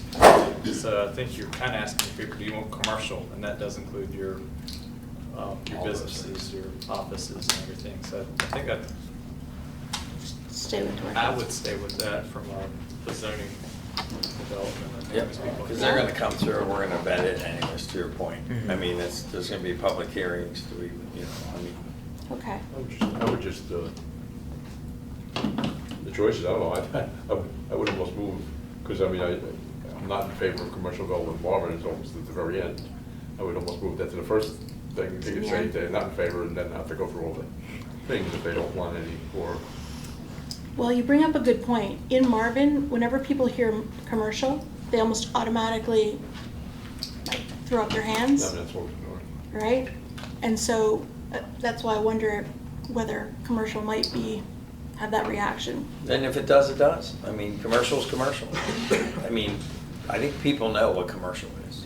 It's just how, and we were asking earlier, if we do allow commercial, how dense it's gonna be and all those factors, those all get kind of filtered out. So, yeah, we're gonna allow commercial, we'll allow it here, here, and here based on the survey. And then, but it's not gonna be the Walmarts of the world. It's gonna be, I mean, and So- we'll get that from the survey. So Nick, you were saying move it I'm saying forward? just put that, instead of being the 12th or 15th choice, make Yeah. it the first Or at the choice. beginning? At the beginning, this way, if they don't want it, or then they can decide if they want it, they That's can true. go where they want it. That filters it out. If they automatically don't want it, because I think this way, it's like they're almost having to choose places before they, it's almost like putting the, these are places to choose, I don't know. Yeah, you could use that as a filter question. It would take out a lot of the other questions. You'd be surprised, there's a lot of people that would just say nothing.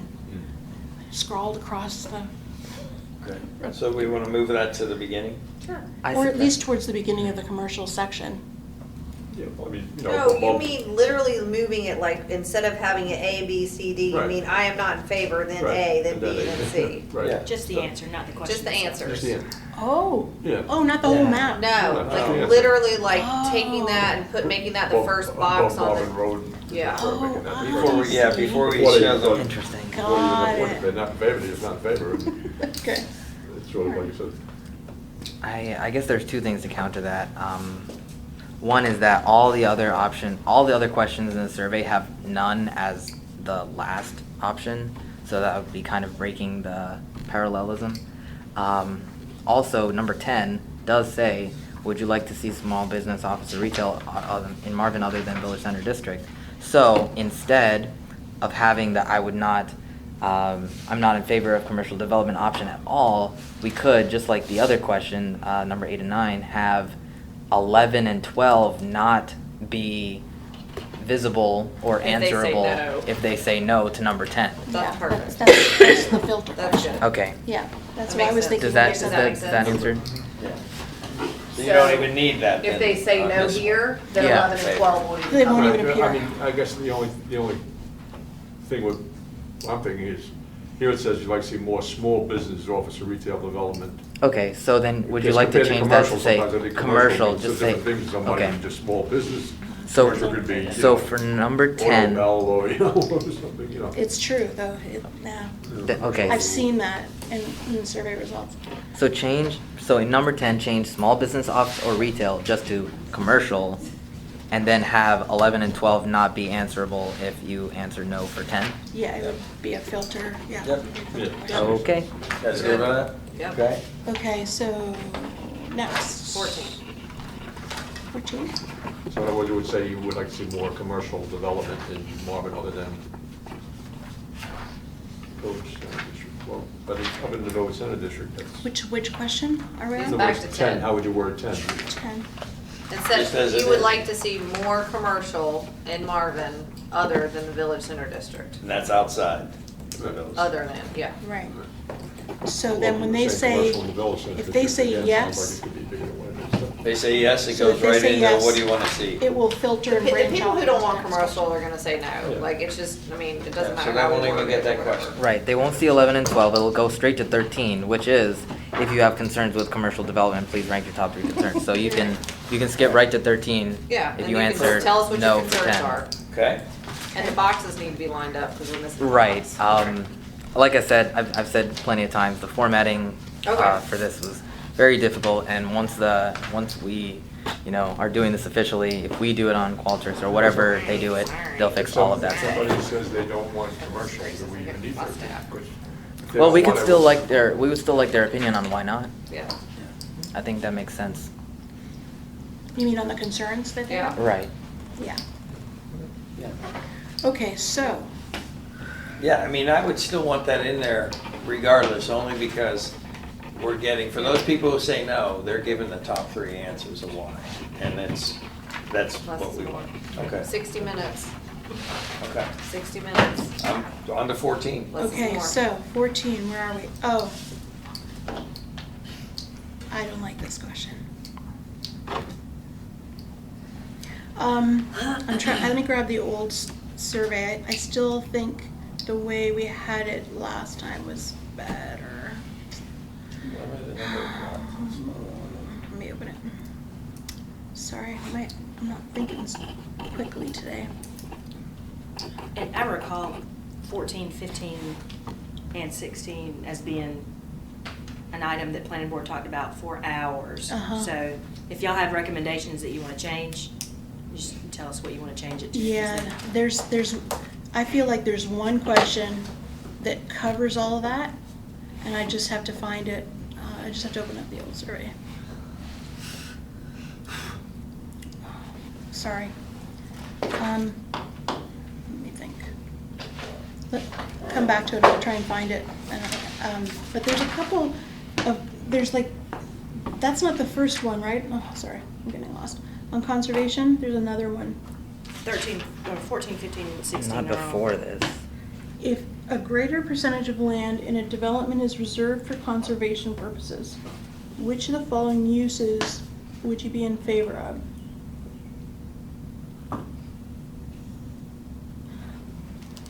Okay. So, the only conservation land that we take in our ordinance is unbuildable land, right? So you wouldn't, depending on the municipal services, that probably wouldn't even be an option. Not necessarily. They could reserve buildable land for conservation space as well, if they want.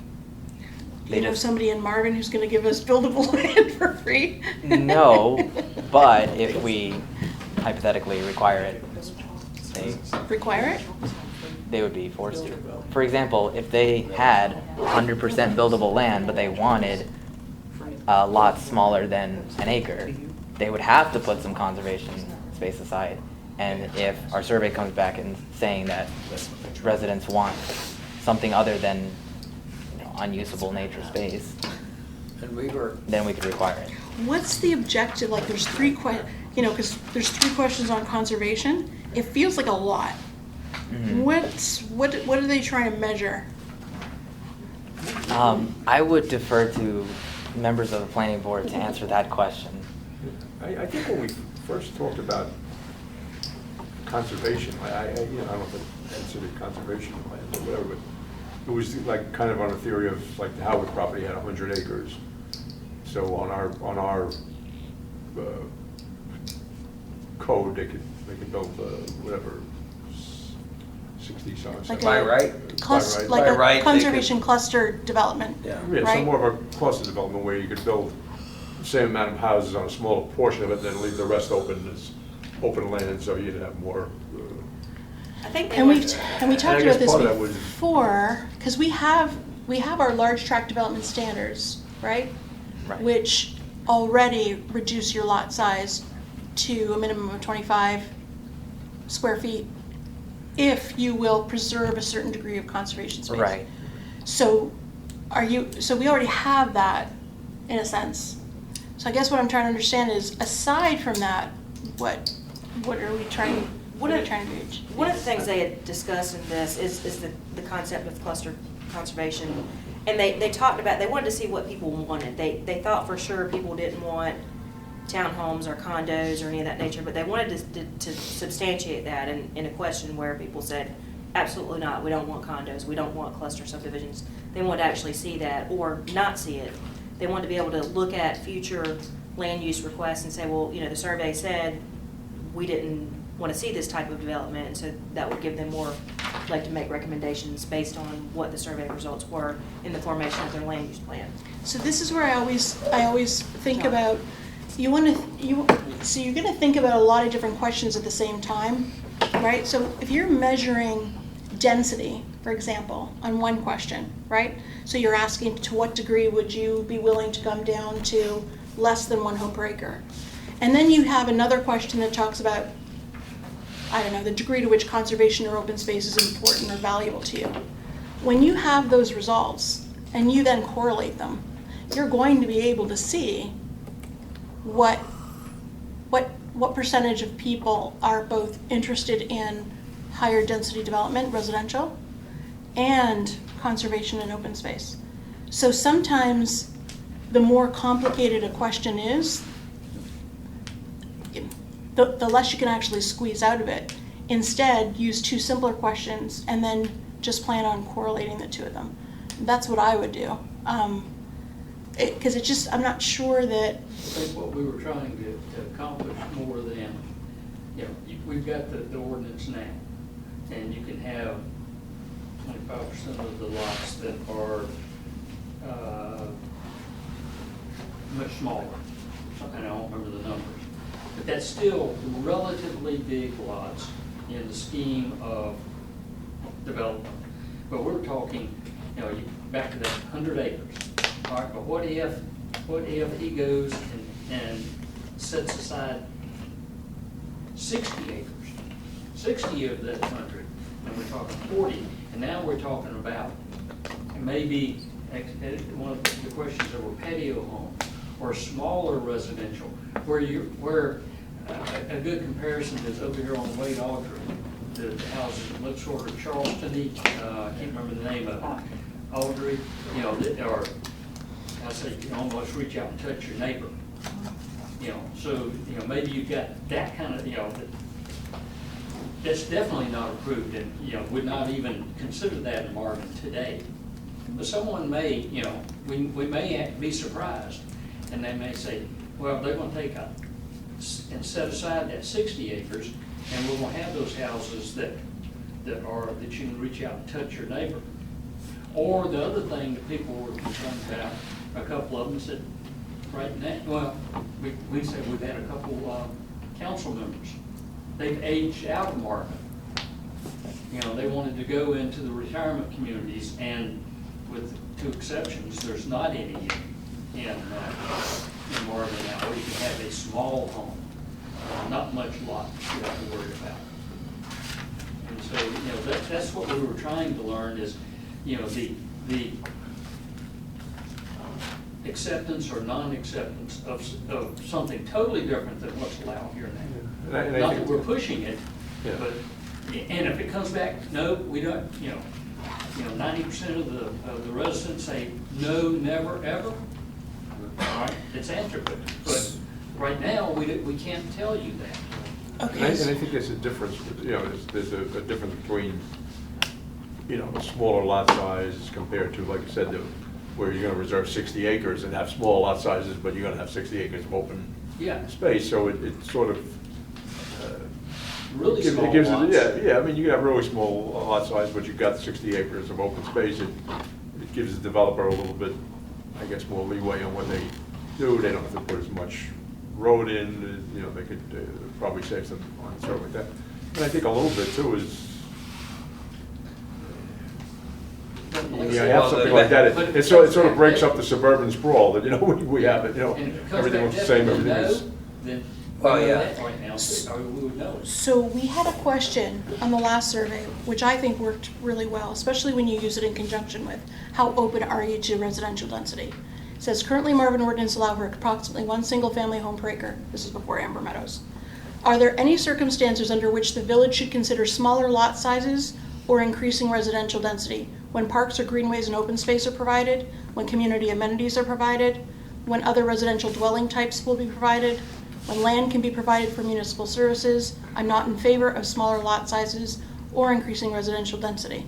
So without getting into an explanation of what conservation districts is and what a conservation development is, by having that information, you should already know whether or not people, if they know there's a trade-off, and here's the trade-offs, would they be willing to see smaller homes or higher density? I'm not sure that, unfortunately, I'm not sure that explains what the trade-off is really. I mean, it's, yeah. You know, I mean, it says, you know, greenways or parks, but it doesn't necessarily, to me, explain the actual, what you're really looking at, what you really, you know. What are you giving up? Yeah. Right, I think. I mean, in other words, if you have 100, if you had 100 acres like the Howard property, and he gave you, and you had 60 acres, and they put 40, back 40 acres, you'd have that 60 acres, you wouldn't even really see the houses, or you'd be able to, it wouldn't be like it's, you know, it's not as, like having the whole 100 acres being quarter acre zone for 100 acres. I totally get that, but I think we have to be careful that, you know, 'cause this is gonna go out to residents who don't know anything about Yeah, necessarily I'm sure. land development or different types of subdivision. Like at the end of the day, some of those policy questions have to come here. We're just trying to gauge how open they are and in what circumstances they're open. But at the end of the day, how we interpret it and then implement it through policy is going to be, you know what I mean? Like, I don't think you can ask people, what are you in favor of a cluster development, and they're going to know. Yeah, I don't know if they even know what that is. What about this? Are you in favor of smaller lots if the overall density does not decrease? Because that's what cluster development is. You still have 100 acres and your lot size Change the density. changes, but overall on that 100 acres, you don't change overall. The overall. And The a lot of people number like of- it because they get the large public areas. Developers like it because they don't have the infrastructure. So are you in favor of smaller lot sizes if the overall density doesn't change Or the overall- with increased conservation areas? The or yield something? and the number of homes stays Yeah, the same. and a lot of people really like that because environmentally it's supposed to be better, and then the developers, they don't have to put in Actually, water, it wastewater. also brings, you know, that startup family and stuff, that family that has 3 or 4 kids are not even considering that, but that family who wants to be in Marvin to get their kid in, that's maybe the starter, but then does that affect values of homes But and stuff like, but it's, you know, I mean, And I get what you're saying, but remember, there's all these questions out here. Until you start to see all the data squeezed out, we're already asking to what degree people are willing to go to smaller lot sizes. You're asking them how important, valuable open space is, sidewalks, all that stuff. When you take those two things together, right, you're going to get some information. And then it sounds to me like you're talking about a trade-off between higher density, right, and conservation land. Maybe I'm misunderstanding. Let me go back and read the question again.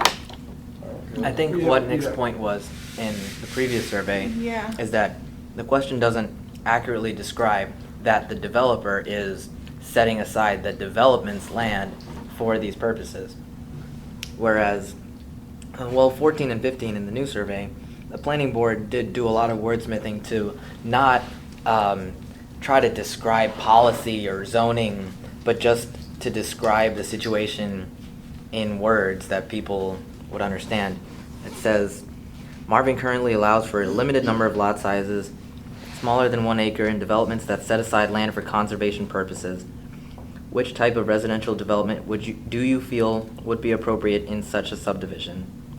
It doesn't really go into the policy too much, but it does pretty accurately describe the situation. I mean, it's just, to me, when you're looking at that, it's, and again, I don't know if it's a survey kind of thing, but when you're looking at like the conservation thing, I mean, if you have if you could build 50 acres on this piece of property, you could still build, you're still only gonna be able to build 50 houses. Right. I mean, the houses may be more dense where they are, but then you have the, you're not increasing the overall density, really. I mean, the 50 houses will go on there, whether they're 50 houses on an acre or they're 50 houses on a quarter of an acre, and the rest is all open land. It's So that's more to what Spencer was talking about. So that's what I guess I'm trying to understand. Are we talking about the degree to which they want to use conservation land and how that's used? Or are we talking about density? The degree in which they want to use the Degree, conservation. yep. That's the way I read it.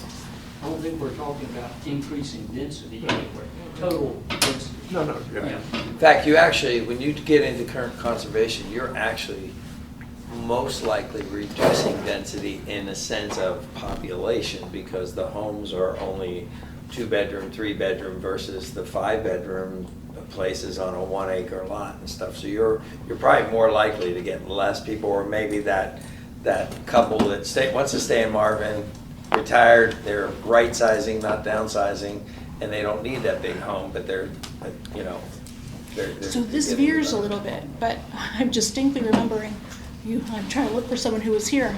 Maybe you guys. I think you only two. We spent like 6, 9, almost a year trying to propose different districts, including the conservation cluster development. Do you remember that? Mm-hmm. And the lowest that we could get the lot size down so that you were actually receiving any benefit was down to 22,000 square feet. And really, ideally, we needed to come down to 18,000. I know I'm going in the weeds here, but no one on the council wanted to do that, and they just abandoned the idea. So, I mean, I'm neither here nor there. I'm just trying to But in reconcile. fairness, we're asking the community what they want, not necessarily what the council Okay. people want. That's why we're doing the surveys. Just throw it out there and say, hey, is there an appetite for this? And if there's not, it gives planning board, it gives us direction. We say, boom, Remember, let's say there's 1 acre set aside for land.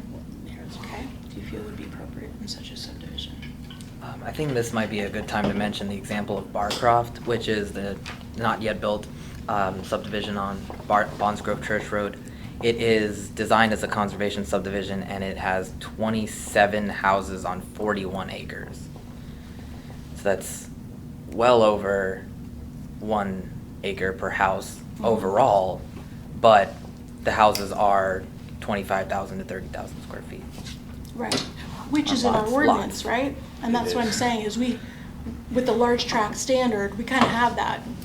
Yeah. All we're asking the community is would they want something Even other- more so. Yeah, even more, and not make it a council decision, but a community decision. Am I reading that right? Yeah, that's what 13, 14 are. Yeah, that's the how I next- look at it. The next part of that is say, It would 14, still be a 15. council decision if we 16 wanted is the community the input next that we Right, want. that's what you want. Yeah, we still end up. I mean,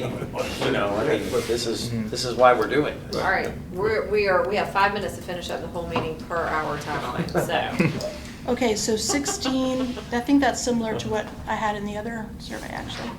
This is where we're talking about, considering increased, density, more people, And this is not, which is not allowed right now. Right. Period. And that's where we took out condos over commercial and replaced it with residential above yeah, retail. just a minute ago, yeah. Perfect. Okay. So are we good on 14 and 15? Yep. I don't know. I'm not sure if I totally get it, but I'll leave it for now. I get think. It's just a lot of real estate. I just want to make sure that we get the information that they're looking for, but that's fine. Okay, so parks and rec, that's fine. We're good on 17, 18, 19, 20? Yeah, that's, Yep. I'm not gonna touch their stuff. 21. So, I'll go back to this. The one, so I still, and I mentioned this before, that I don't see, other than, I see that the residential density was introduced, but I don't see anything here on commercial density. And I think that we need to have at least 1 or 2 questions addressing that. In which Commercial section? density? On what Yeah. number? I think she's just talking about in general, in general. like So perhaps in the I 13 would like to, number range. Go back to 13. Not, 13? yeah, just in that area, consider adding a commercial density question. yeah, and there's a couple from the old survey that I think would still work. Whether it's size of individual uses, maximum size, or that was the neighborhood community development question. So there were two of them I can think of off the top of my head.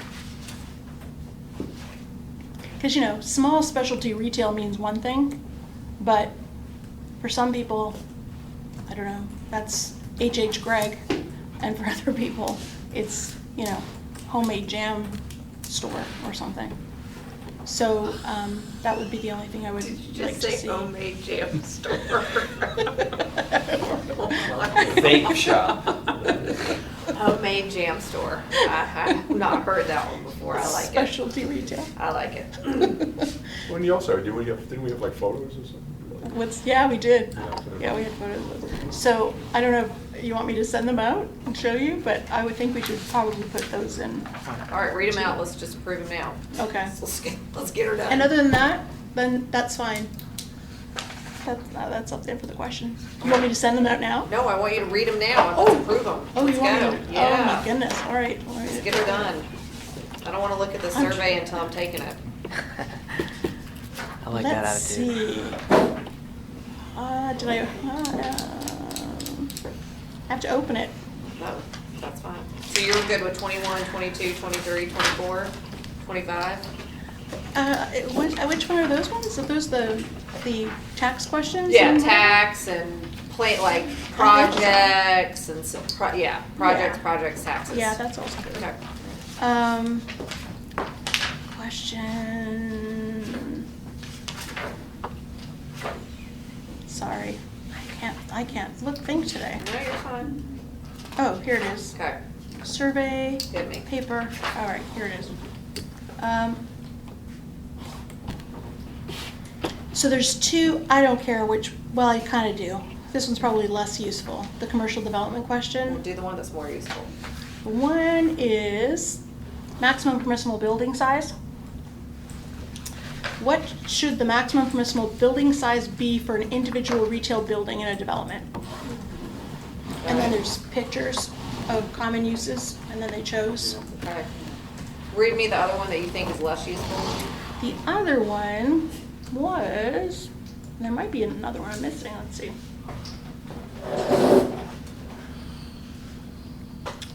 This one was, so it defines the two different types of development, neighborhood versus community, Okay. and the square footage gives Yeah, information. no, I like the other one better.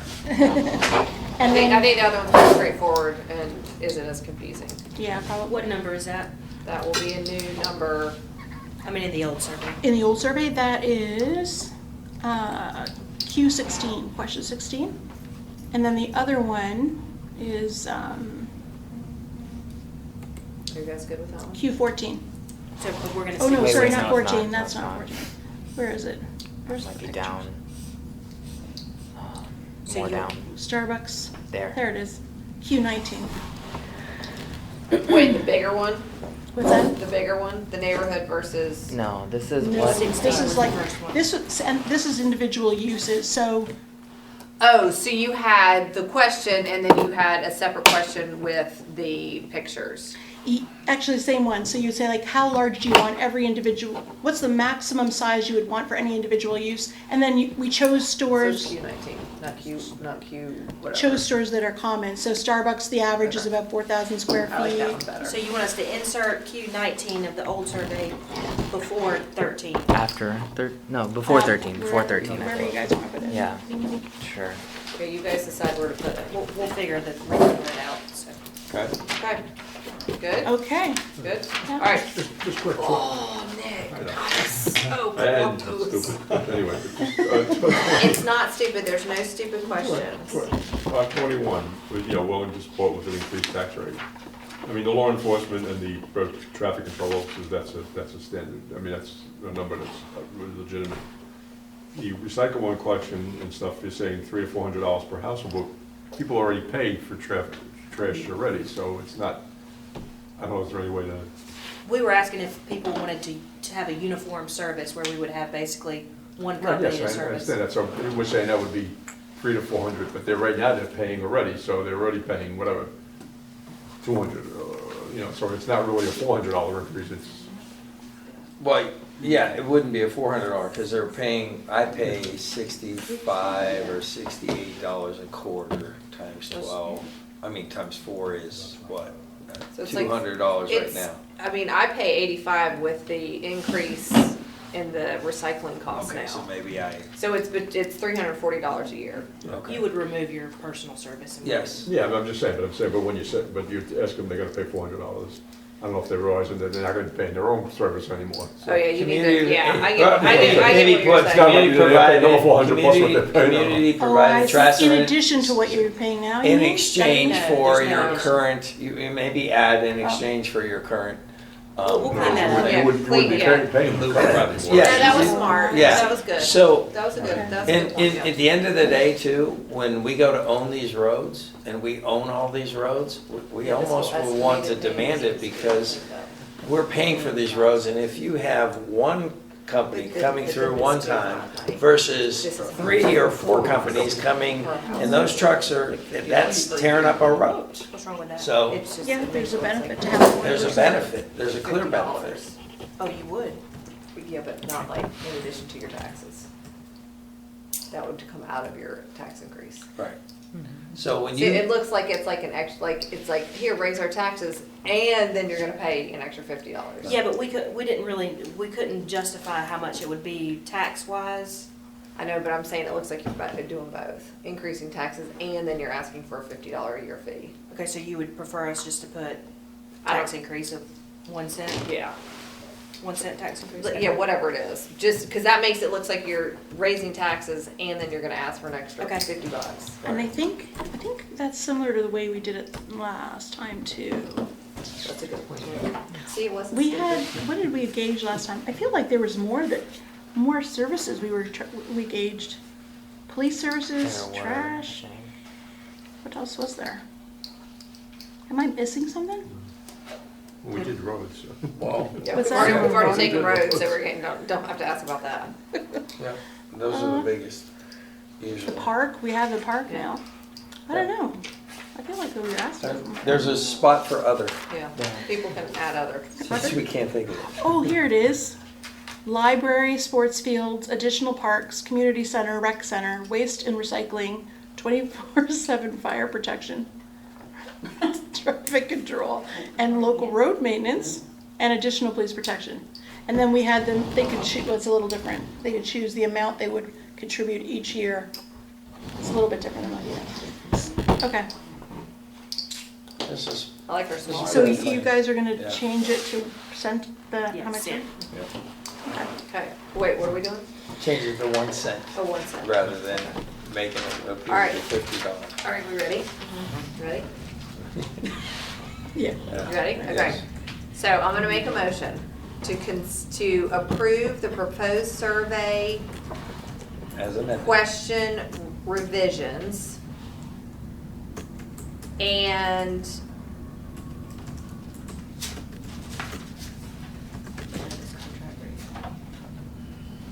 Let me read that. And authorize the Qualtrics survey tool and the postcard mailings and extend the contract Good call. with COG. Is that the motion? Yep. Further discussion? All's in favor? Aye. Hi. The motion passes unanimously. Okay, survey's done. Woohoo! Next week. Oh, and then we're gonna talk about when we're actually putting it out This is the fall. in the fall. That's what it says on the thing. Okay. In the All right. fall? We're doing it in the fall? How come we're not gonna do it now? Because everyone's on vacation. You wouldn't get a good response. When everyone's back, I bet you get them.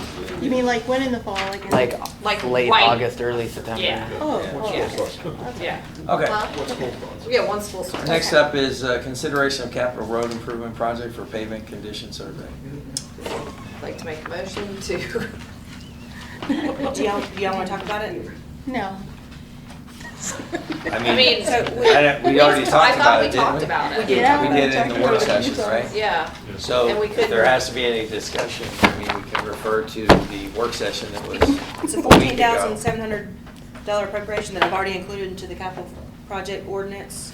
It's for the pavement condition survey index. We will, when we get this back, the survey results back, we will then in turn have a conversation about how we want to distribute these results and make a schedule out of that based on the engineer's recommendations. But what I also learned this morning at PRNG meeting is that this survey also includes the blacktop loop for them to also figure out what needs to be repaired versus like replaced. Oh, that's Correct. cool. So that's good. Because Okay. that needs to be done before they spend a whole bunch of money on trying to figure that out. Yep. Okay. Okay. We're gonna make a motion So- then, since we already discussed it and we're good with it.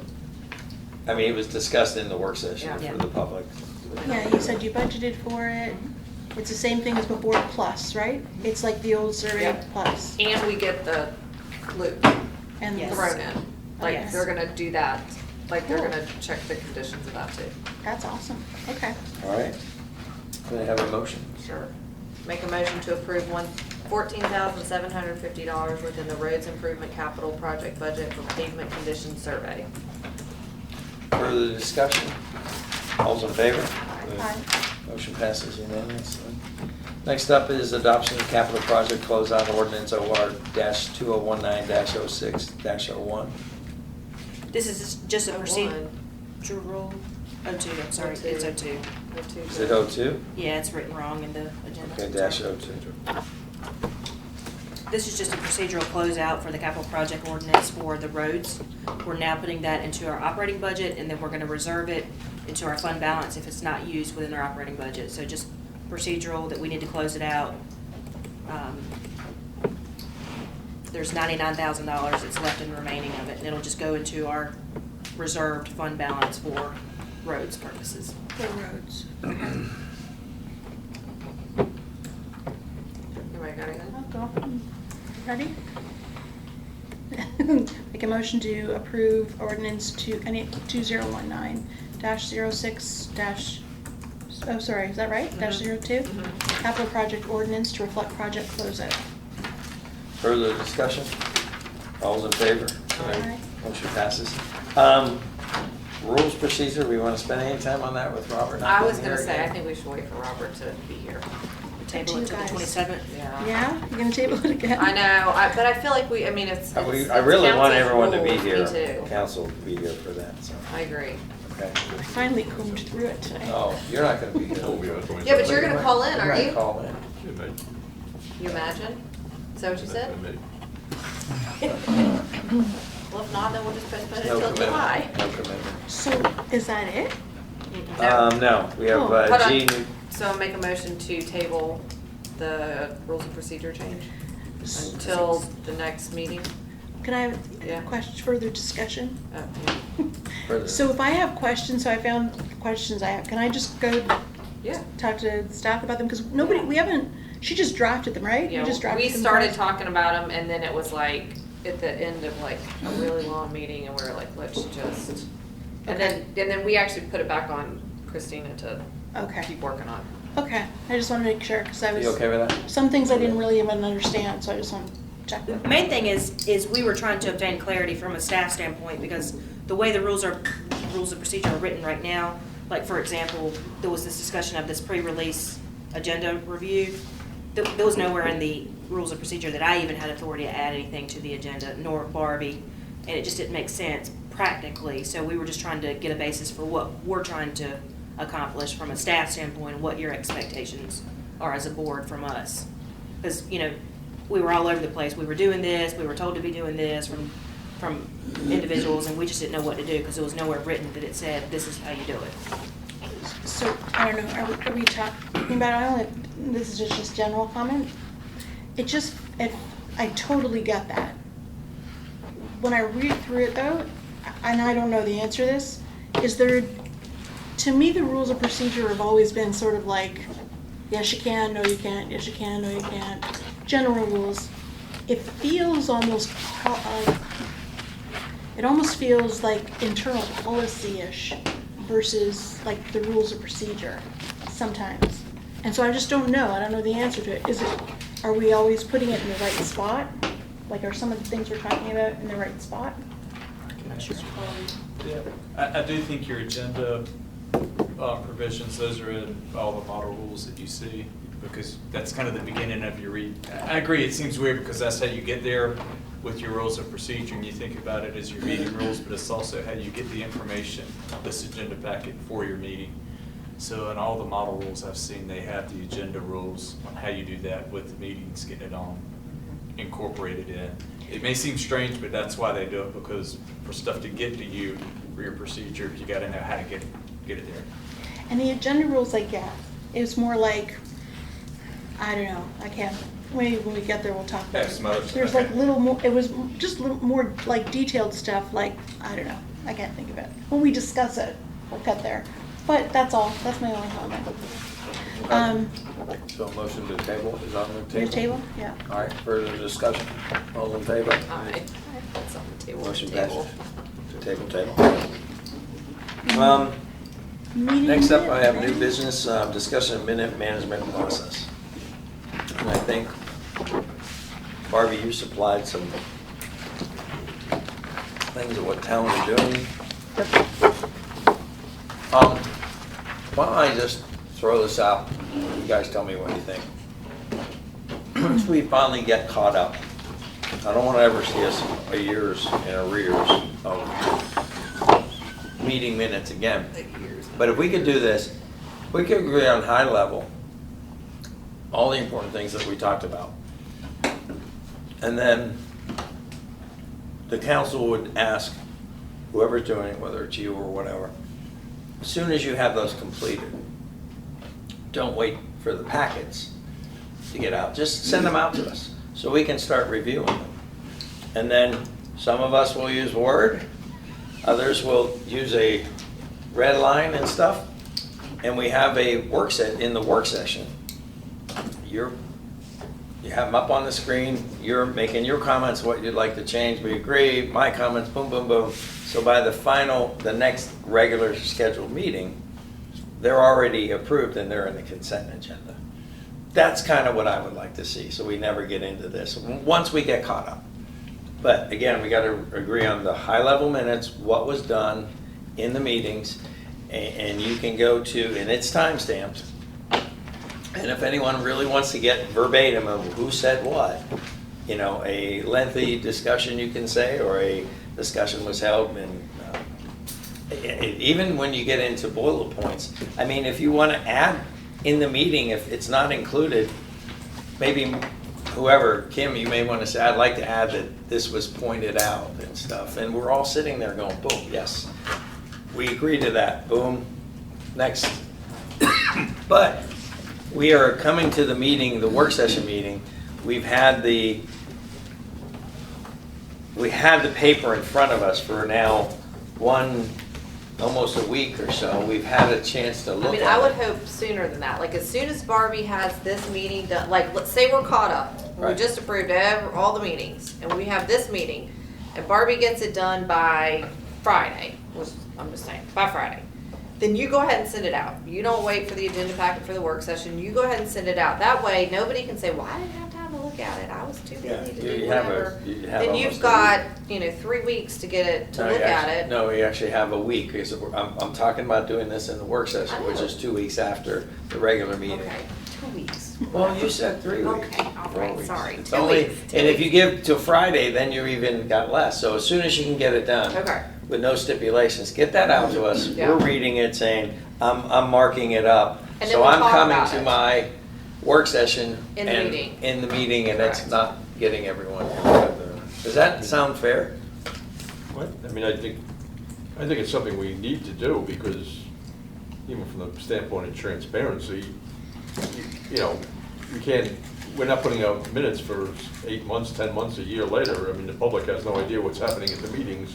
mean, And I can't even- remember. Yeah, so I mean, it may not be verbatim, but at least it gives them, they have something that we can get out there that the public can look at and see what took place in the meeting. And now, I mean, I think, again, it could be a higher level that reflects, what the question was, again, brief discussion, a cantankerous discussion or whatever, and the vote, and what the vote was. And then if somebody wants to listen to it, they feel they want to listen to it, they can go, listen to the recording and hear it verbatim. But, I think to not put something out for months and months that, people can't go back and see what happened in that meeting, like, there's no minutes here, there's nothing that tells me what went on in the meeting at all. So, I mean, I think we need to, and I think we should, by the next meeting, we should be able to have, we're never more than a month behind on the minutes. Yeah, well, my goal is to have it approved and just thrown into the consent agenda for, that's the only action item we would take, is in the consent agenda, or in the work session where we usually don't approve things, just say, okay, we're good, put it on the consent agenda, and if anyone has any last minute things, they can do that in an action item and pull it from the consent agenda if something were missed or something like that, so. I have a couple of questions, but I'll wait till you guys are ready. That's all I had on that. Okay. That's all. So my only question is, I think Barbie does council, planning board, and PRNG board, right? So what is the likelihood that you can turn minutes around in a week or two? Well, right now, I'm behind on all three boards because I've been concentrating on yours. So, Oh, we're talking when we get caught up. Say when we're caught up, meaning that we just got, I know there's some more to approve, so. I mean, literally, so if we're all caught up, we're current, and we had this meeting tonight, and it was 3 hours long, whatever. All boards are caught up. Yeah, all boards are caught up. Let's just wave a magic wand and say, all boards are caught up, and you've got this, and, I mean, and I'm just asking, because I don't know what your daily routine is and what it is. I mean, logistically, can you have it, if we had it on a Tuesday by Friday? Because if you gave me a full, if I don't do anything that time, then yes. Yeah. Yes. We don't have, I mean, going back years ago, I mean, in the past, we had, Melanie was clerk, she would do the council minutes. Michelle would do the PRG minutes. Julie did planning board. Julie did the planning board She was minutes, our we had other people doing it, the clerk was doing all three boards meetings minutes, so we don't have that ability anymore. I don't know what Julie, I don't know if Julie's still there. Well, we do have that ability. We've been discussing that, and that's something that we've broached with Rohit to eventually take over the planning board minutes, and that'll be our first initial How stab many at more that. jobs is he gonna do? Yeah, so I Can I did. say something? Can you do the Sure. roads too? Our I'm just roads kidding. department. Yeah, I'm Be your just public teasing. works director too? Have to tell Yeah, you. yeah, exactly. Sure. Well, and But, hopefully, but no, to Nick's point, we used to have a lot of the, I don't want to go extra, the Part-time staff. administrative staff, part-time staff would each take a board. And so it was, because, correct me if I'm wrong, Barbie, but it's not even so much that they're hard. It's difficult to sit through audio and know that you've got 3 meetings to do. It's extremely exhausting listening to people twice that you just listened to for 5 hours. It's exhausting, right? I mean, I remember it was exhausting. Yeah, So, Well, and every 2 weeks, I'm doing an agenda packet. So, I mean, and then if you have multiple meetings other than There's a way to take some of the your burden off Tuesday, you. regular Tuesday meeting, and then your work session meeting on Thursday, if you have other ones in between all that, then that stacks up too. Plus whatever PRNG and That's planning what I'm board. saying, is it's a way to take some of the burden off, the Yeah. mobile. We Yeah. have Julie that comes in, and we can do a trial and see how it goes with Julie doing PRG. Because she's Yeah. here on Tuesdays anyway. is she? I was gonna say, is she? in the Yes, office? I mean, she Well, comes in on Tuesdays and anyway. again, like if we're going high level, time stamping, and really trying to, not get so in the weeds with stuff, hopefully it won't take you as long as it's been. Yeah. Hopefully. I mean, I don't mind staying with planning board and doing planning board, but it's getting a little hard to do 3 boards. We'll see if Julie, especially if she's coming We can in do on that. Tuesdays, that she can sit in and Yeah. you can show her how to make the Work on notes and that, do it. figure out It's what's exhausting. best. Yeah. Okay. So I would say, Barbie, whatever you have done already, Well, I Get it can to us. send you what I have already. I can Do send it it. to you in Word. send it to us. Go ahead and send them out. We can review them for the work session, and then we'll take the work session. We'll have And all I'll of just our send them changes. as I finish them. We'll have our changes and everyone will be there to opine on. Yeah, So Go I ahead, can Mary. so I can go ahead and send the 312 to you. yeah, whatever you have done Tomorrow. already, yeah. What was I gonna ask? I've got a couple of different things, they're sort of different tangents. I know we talk a lot about the audio. Correct me if I'm wrong here, but I believe per the statute, the way it reads is we actually have to adopt the audio as part of the minutes, I think. And I don't know if. No, you have to adopt the audio as your minutes. Yeah, But you that's an don't, option. but you don't, it's only an option. And since we don't do that, we refer to the written minutes, then that's what you're adopting. You're not adopting the audio. We have the audio as a courtesy. is But what- here's why I say that. I only say this because, and I'm just ironing this out, because we've got this date stamp idea, right? Or the time stamp, I mean. If someone wants to listen to it. And then I think I read today, I think, in the rules of procedure that you guys have it on the retention schedule to keep audio for up to 20 years. Right? That's what I read. I'd have to ask that because there's a question out to cultural that I've got because your minutes are your permanent record. Right. And so, And that's where I'm going and with it. it's my understanding as a clerk that your audio is your same permanent record, that we could not, unless it's closed session minutes, which you're not recording anyway, they have to be destroyed. I would have to look at that because I think you can, once your minutes are adopted, I think you keep Yes, for a reasonable time. you I can think destroy then you your don't rec- have to keep your Right.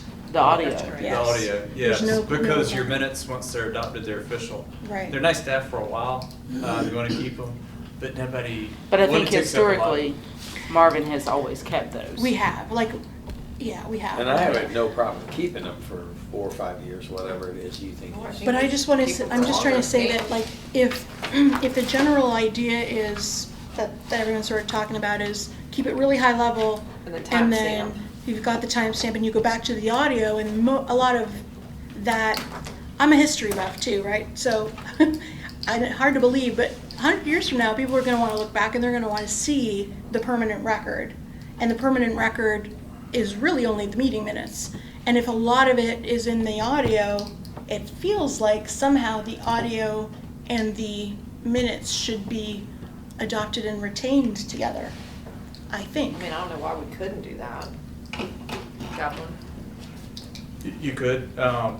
That's a lot of data to be keeping over that long of a period. I mean, usually the further out, the more concise you want to be, because the actual action, in 20 years, what's important is the action Yeah. of the board, and that's why you have your written minutes, because most people don't want to look back over 3 hours.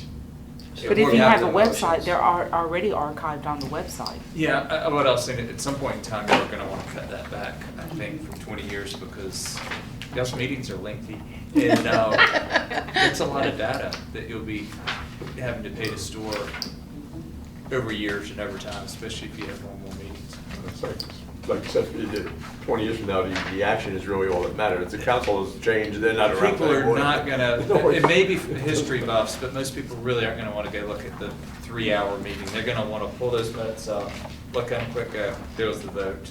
I've got my proof that it happened, and they're done, and that takes 5 minutes to access I versus. mean, is there anything in the statute that says what the minutes have to contain, or what they?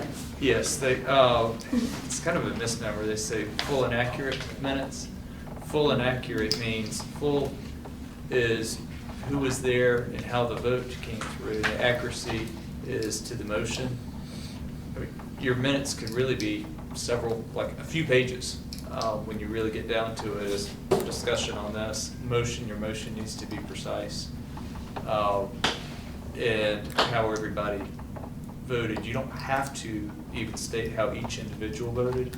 A lot of entities do because it's, one, more precise, people want to know that. Two, if you have a vote, you want to know the numbers later, because if for one reason one of y'all is disqualified from voting, if we just knew there was a majority in the minutes and that's all we had, it would be more problematic to try to prove that. So I like to keep a number of how it was voted, 3-1, 4-1, how that went out.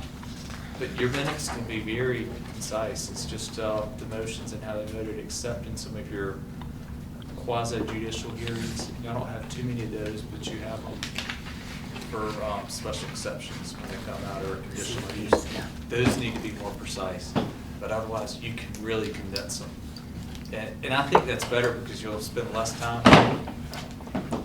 talking about the minutes, because if you have a lot of the dialogue and discussion, if they're going to be in the minutes, which they don't need to be, but all of your discussion on a general matter, well, if I said it, I kind of want it to be accurate, then you're going to have back and forth about that. And it's also going to take your clerk a lot more time. Yeah. So I think the more condensed, the better y'all will be, especially with this new way going forward, trying to keep up with them. Closed session minutes have to be a general account.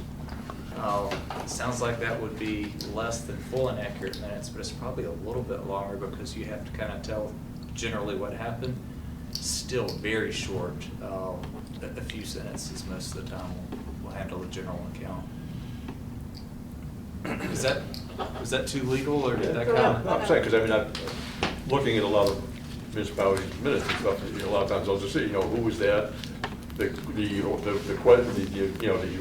motion, to vote on the motion, that's it. There's no, they don't even have to have discussion. Yeah, I'm saying, sometimes it's they'll say, just- a short discussion was held, or a heated discussion was held, but it won't really go into. Legally, they just have to reflect what the action was, the motion and the vote. I'll just put a different spin on it, though. Maybe it was, with the planning board, for example, you'd go, if we wanted to follow up on an item in the planning board, right? Like today, we're talking about conservation districts. If I was, the only thing I'll say is that it's always been a tool for us to be able to go, well, what didn't they like about it? What did they like about it? So you're not like constantly reinventing the wheel every time. So for some people, some summary of why those decisions were made helps. I know for you guys who are in it, maybe not so much, but for us on the outside who needs to find out what the council's doing, why they're doing it, that's the only thing I know I have found exceedingly useful, to be able to say, oh, Lanny really likes trees and he's going to want to save those trees. It helps. Or this is why they didn't vote for the conservation district last time. That's all. Yeah, and I had a prior board that wanted their minutes, at the beginning, they changed every time, but at the beginning, they're like, we want them really lengthy. And they were, and they took a while to get, but they said they wanted more information, and then I think they picked up another meeting and they changed every time, but that was one of their instructions at the beginning, and it was to have the information. Like, well, we kind of want it there. And Councilmember Scoot, the question you had asked earlier about 20 years, it's not in the rules of procedure, it's in the meeting policy that y'all. Oh, is that where it's at? Okay. And I'm not sure that's actually accurate. I think we have to keep minutes indefinitely. I don't think 20 years is a. No, you have to, that's a permanent Your record. minutes are indefinite, the audio. The audio. the videos, there should be a schedule with the North Carolina. Yeah, like North Carolina, The- I agree with, having done this before, North Carolina doesn't require that you hold on to the audio after the minutes are done and approved, but your retention schedule can be amended if you really want to retain them for 20 years. All I'm trying to do is trying to link that back to Yeah, no, I know. I know the exactly what you're audio trying to record. do. I don't know how we do that. She's talking about the video. Yeah, I think, Oh, okay. Minutes have to be kept. Yes. Before Correct, yeah. Video can be destroyed at a certain time. That's Gotcha. but what Mary's saying is, we keep saying, let's timestamp it so you can go back and listen to it, and if we eventually get rid of it, then somebody's gonna come back in 21 years and be like, oh, I wanna see what they were talking about here, and then it's gonna be gone. I just don't know how we would keep up with the technology too to convert. Well, I don't either, but can you guys mull that over and think about it? Upload it to Let us know. SoundCloud. I mean, 20 years ago, there was 8 tracks, and we don't have 8-track players now, you know, so. Whatever, we'll keep updating it. I just We gotta go get So an do you 8-track still want that them goes into the timestamped then? Yeah. 70s. Because in 5 years, they'll still be online, and somebody may go back in here, or a year, or 2 months. So yeah, still timestamp them. If that's what everyone wants to do, it sounds like that's what everyone wants to do, so. Yeah, just make sure we process it, however. So we good with the Barbie, are you good overall with- plan? Now, yes, except that with that plan, I thought are we not doing the online thing? Because I spent hours investigating different online solutions, but it doesn't sound like anybody is interested, or you're just gonna send them out. And I have a comment on that regard. Oh, yeah, you do too? So the idea that you ended up proposing to us with this SharePoint, I think that still goes into the territory of illegal meeting, because just like Google Drive, anyone or any number of people can edit it at any time. You can even like communicate through the document by, you know, not having track changes, typing something, and then, you know, backspacing it. Ironically, we discovered that because all 3 of us bumped in at the same time to try to. Did you go in my share group? Yes. Yeah, we were in there. And we made, I think all of us made changes. Yeah. Or we were all Oh, talking did to each you? other or I something. haven't checked today. So that actually, it's not even theoretical. It is a way to have an illegal meeting, because you can type stuff and then delete it and then not have it tracked. So, You're giving everyone ideas now. I mean, if you're gonna have an illegal meeting, you're gonna do it anyway, so I'm not giving anyone any ideas. I'm just saying, given we also have, like, I'm not trying to, like, point fingers, we do have Joe who does prefer written edits, I think. That's pointing a finger. No, I'm just saying. I'm just trying. I do Okay, too. look. On his phone? I do too, so. I just want to get, since we did discuss at the last meeting that an action item for me would be do research the technological Well, thing.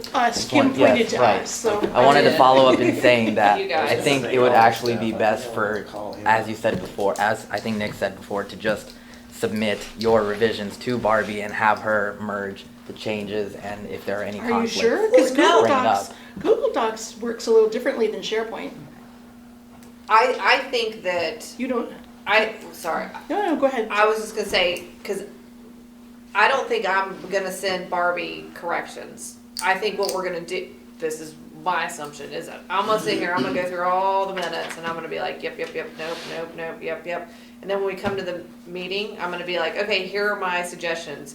Mary's gonna say yes, no, Joe's gonna say no, Nick's gonna say yes, Oh, yeah, we're gonna do that? Yeah, it shouldn't take, It shouldn't take that as long. long. Because it's high level. If you really are hell-bent on putting in something you want to say, we're all here to say, we're good with that. Because otherwise we're gonna get backed up again. Because I'm gonna send something to Barbie, and then she's gonna send it out, and That's then what I'm Joe's afraid gonna of. send something to Right. Barbie, and then she's gonna send it. We're gonna get backed up We have to again. collaborate, all being there at the same time in a legal And then, yeah, then we're meeting, doing it and then together, we're and doing we'll it get it together, knocked and it's a out. work session, so it's Okay. really, it's Barbie- another Barbie reason, has to do it And Barbie only has to do it one times. time instead So of we're 5 not doing it times. online, and we don't need to worry about that anymore? I don't think so. I mean, she's gonna send it to you whatever I mean, format. I thought about it a lot over the weekend, and I started I've thinking done research about on a the- few I don't different have platforms. time I was having Thanks, fun though. on Google Docs I personally. honestly don't have the time to. Well, there you It'll go. drive you crazy. You learned something new. I got other things to And do with than adding another stuff. councilman, you have one more comment person for us. All right. Okay, so. So let's that's- make a that's motion, fine. if this is what you all are gonna adopt, let's make a motion so this is in the record. Okay, I'm gonna make a motion that the clerk is going to do high-level executive summary minutes, time-stamped, and send them out to council as soon as they're finished for review In Word. in Word. And council will review and have at You're following a work session. work session The meeting. changes. So that's gonna be an Proposed item on the changes. agenda every Yep. time? Okay. And then at Tuesday meetings, we will have in consent agenda to approve. Yeah, our regular. Tuesday regular Sure. meeting. Okay. right? Funky on, we call them work session I meetings. know, but we regular talked about just calling Tuesday. them regular meetings. Yeah, Yeah, Tuesday yes. meetings. That's right. Our monthly Tuesday meetings. And- The Tuesday meeting, yeah. And amend our rules of procedure, rule number 40, to reflect all what I just said. Good job. Is that good? Further discussion? Hold on, Barbie, you good? I wanna make sure Barbie's good.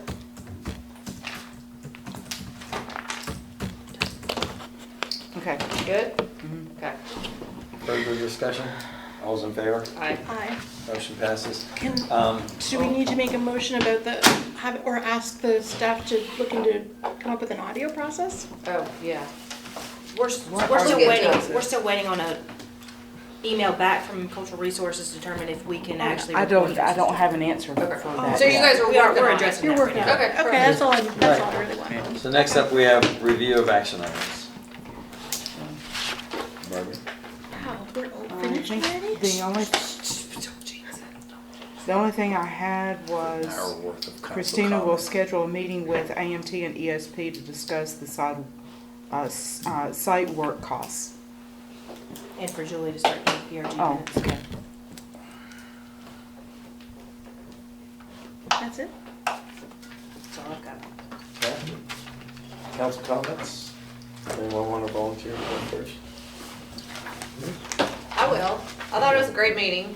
I really like the new, our new agenda with all our letters and numbers So and nice. minutes. I think we actually did pretty good with our time. So, Yeah. good job, everybody. Yeah. I kept time. Would you like me to tell you how much? Yeah, how over were we? Yeah, no, seriously, that was good. How over were we? Okay.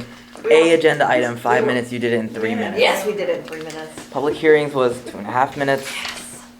Under. Reports and updates was 17 minutes for 10. It's not that bad. So I think we should, going forward, plan a little longer, Yeah. because we have a lot of questions a lot of times, so. So I'd say 20 minutes for reports and updates. And we should place bets at the beginning. Yeah, I like that. Yeah. Okay. Over, under. Over under. Consent agenda was less than 1 minute. Yes. Village Hall was 36 minutes. Unfinished business was roughly 80 minutes. Kinda like maybe 81. New business was 23 minutes. And agenda items, as soon as you make the motion to adjourn, I'll get the time. and That's tell you. pretty good. That wasn't bad. Like for our first stab at it. Baby steps. Yep, I like it. Good job, Okay. everybody. All Yeah. right. Anyone else? Nick? I just want to, thank staff for all the work they've done and keeping us moving forward. And I think we had a good meeting, and had some good discussion. I think everybody, we keep going like this, we're doing all right. All right. I always have this list of things I'm gonna talk about in council comments, and then I get here and I forget all of it. The good things, I just can't remember what they are. It was a really good meeting, actually, and I cannot tell you how excited I am about the neat agenda. It's very exciting. And actually, I'm really excited about the idea of putting a new survey out there too. So, looking forward to that. And gauging where people are and seeing what's changed, if anything's changed. And just a note, my mind was blown just before this meeting on that 168-75. So if we could talk about that at some point, that would be good. This idea of different types of quorum. I've never heard about that before. Forms and ability to take action, yeah. Yeah. Side note. All right, why don't we put that on the next regular meeting with Chaplain? Yeah, that'd be great if someone could look into that. Yeah. And other than that, thank you very much. That was a good meeting. I also thought it was a great meeting, so thank you, and thank you, staff. I was gonna thank all staff, but maybe except for Rohit, who just called me out earlier. I'm just kidding, Rohit. I'm thanking you too. You've actually been a really good addition to Thank the you. village, and it's comforting to know that what you're presenting to us and presenting to when the public's here is always good. So, but thank you all for making the changes you did. Congrats to all graduating students, high school and college, seniors that are graduating. I know it's a special time of some moving on, and I have one myself, but I know there's a lot in, this was the bubble year, by the way. This year was a bubble year that affected a lot of the schools and stuff, so. I thank council for, first of all, being on time, keeping the meeting relatively short. Just a note, with the summer schedules coming up, we need to still plan for the closed session, so let's figure out when we can do that for the personnel matters that were, because we don't have it on our agenda today. Well, the last thing that went out was between July 1st and 3rd. Right, so I think I'm good that week, but anyways, if you could resend that or I'll respond to you, whatever works and stuff, so. And then last but not least is thank Planning Board for their patience on the survey. I know this is a pacing item for them, and it had been tabled so many times, so I'm so glad we got that done, and I think they were very glad too. So thank you for working with us and getting that done, and looking forward to a lot of things, summer events and all that, but we'll look forward to the next meeting, I guess, all of it. And I guess with that, I'll need a motion to adjourn. So moved. All's in favor? Aye. Motion passes. Stop.